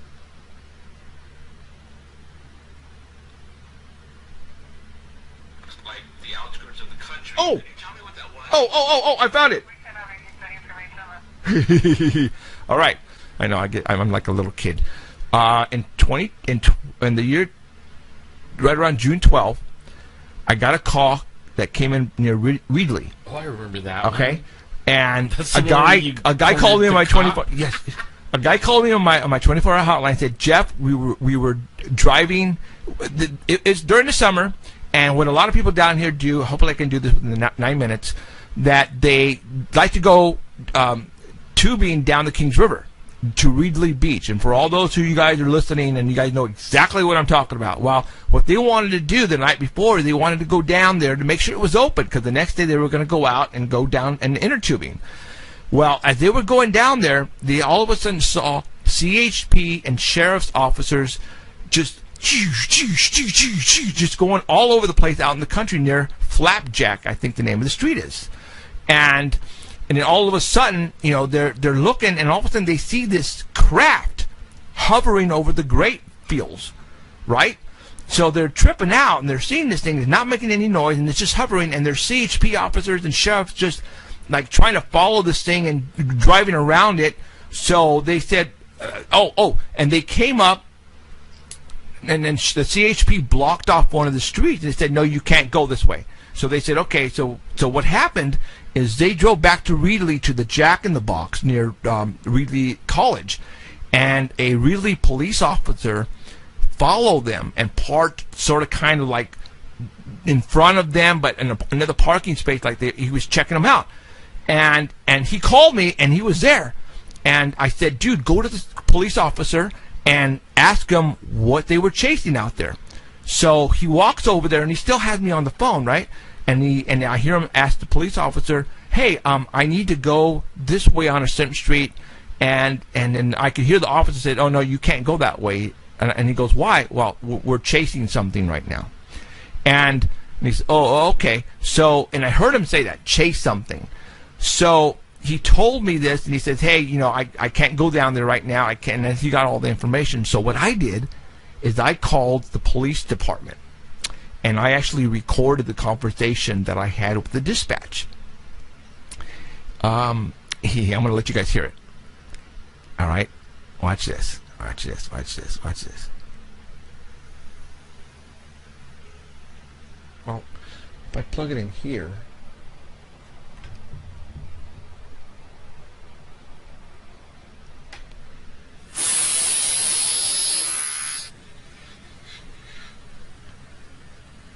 Is it going? There it is. There it is. Right now, they got me on hold. They put me on hold. All right. Can you guys hear that? Can you hear it beeping? Watch. Listen. Whoa. Sorry. You must have dropped the phone. No, I hired the volume on it. Oh. Okay, listen. Broke the sound barrier. Keep listening, you guys. What happened, they asked me if it was an emergency, and I said no, so they put me on hold.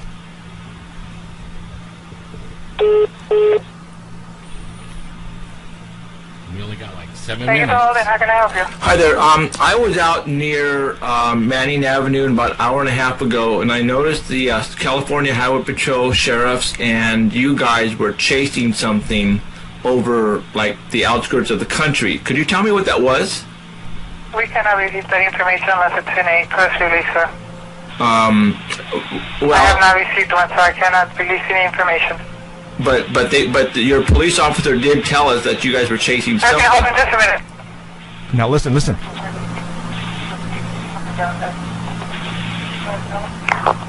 You want to tell him?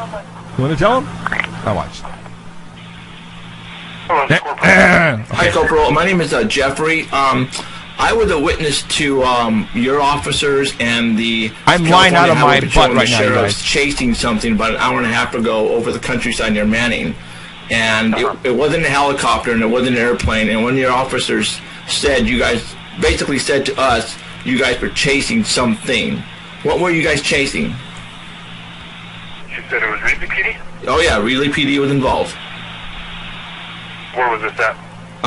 It was out near Manning, and I know you guys were involved because we talked to one of your officers. Manning and what?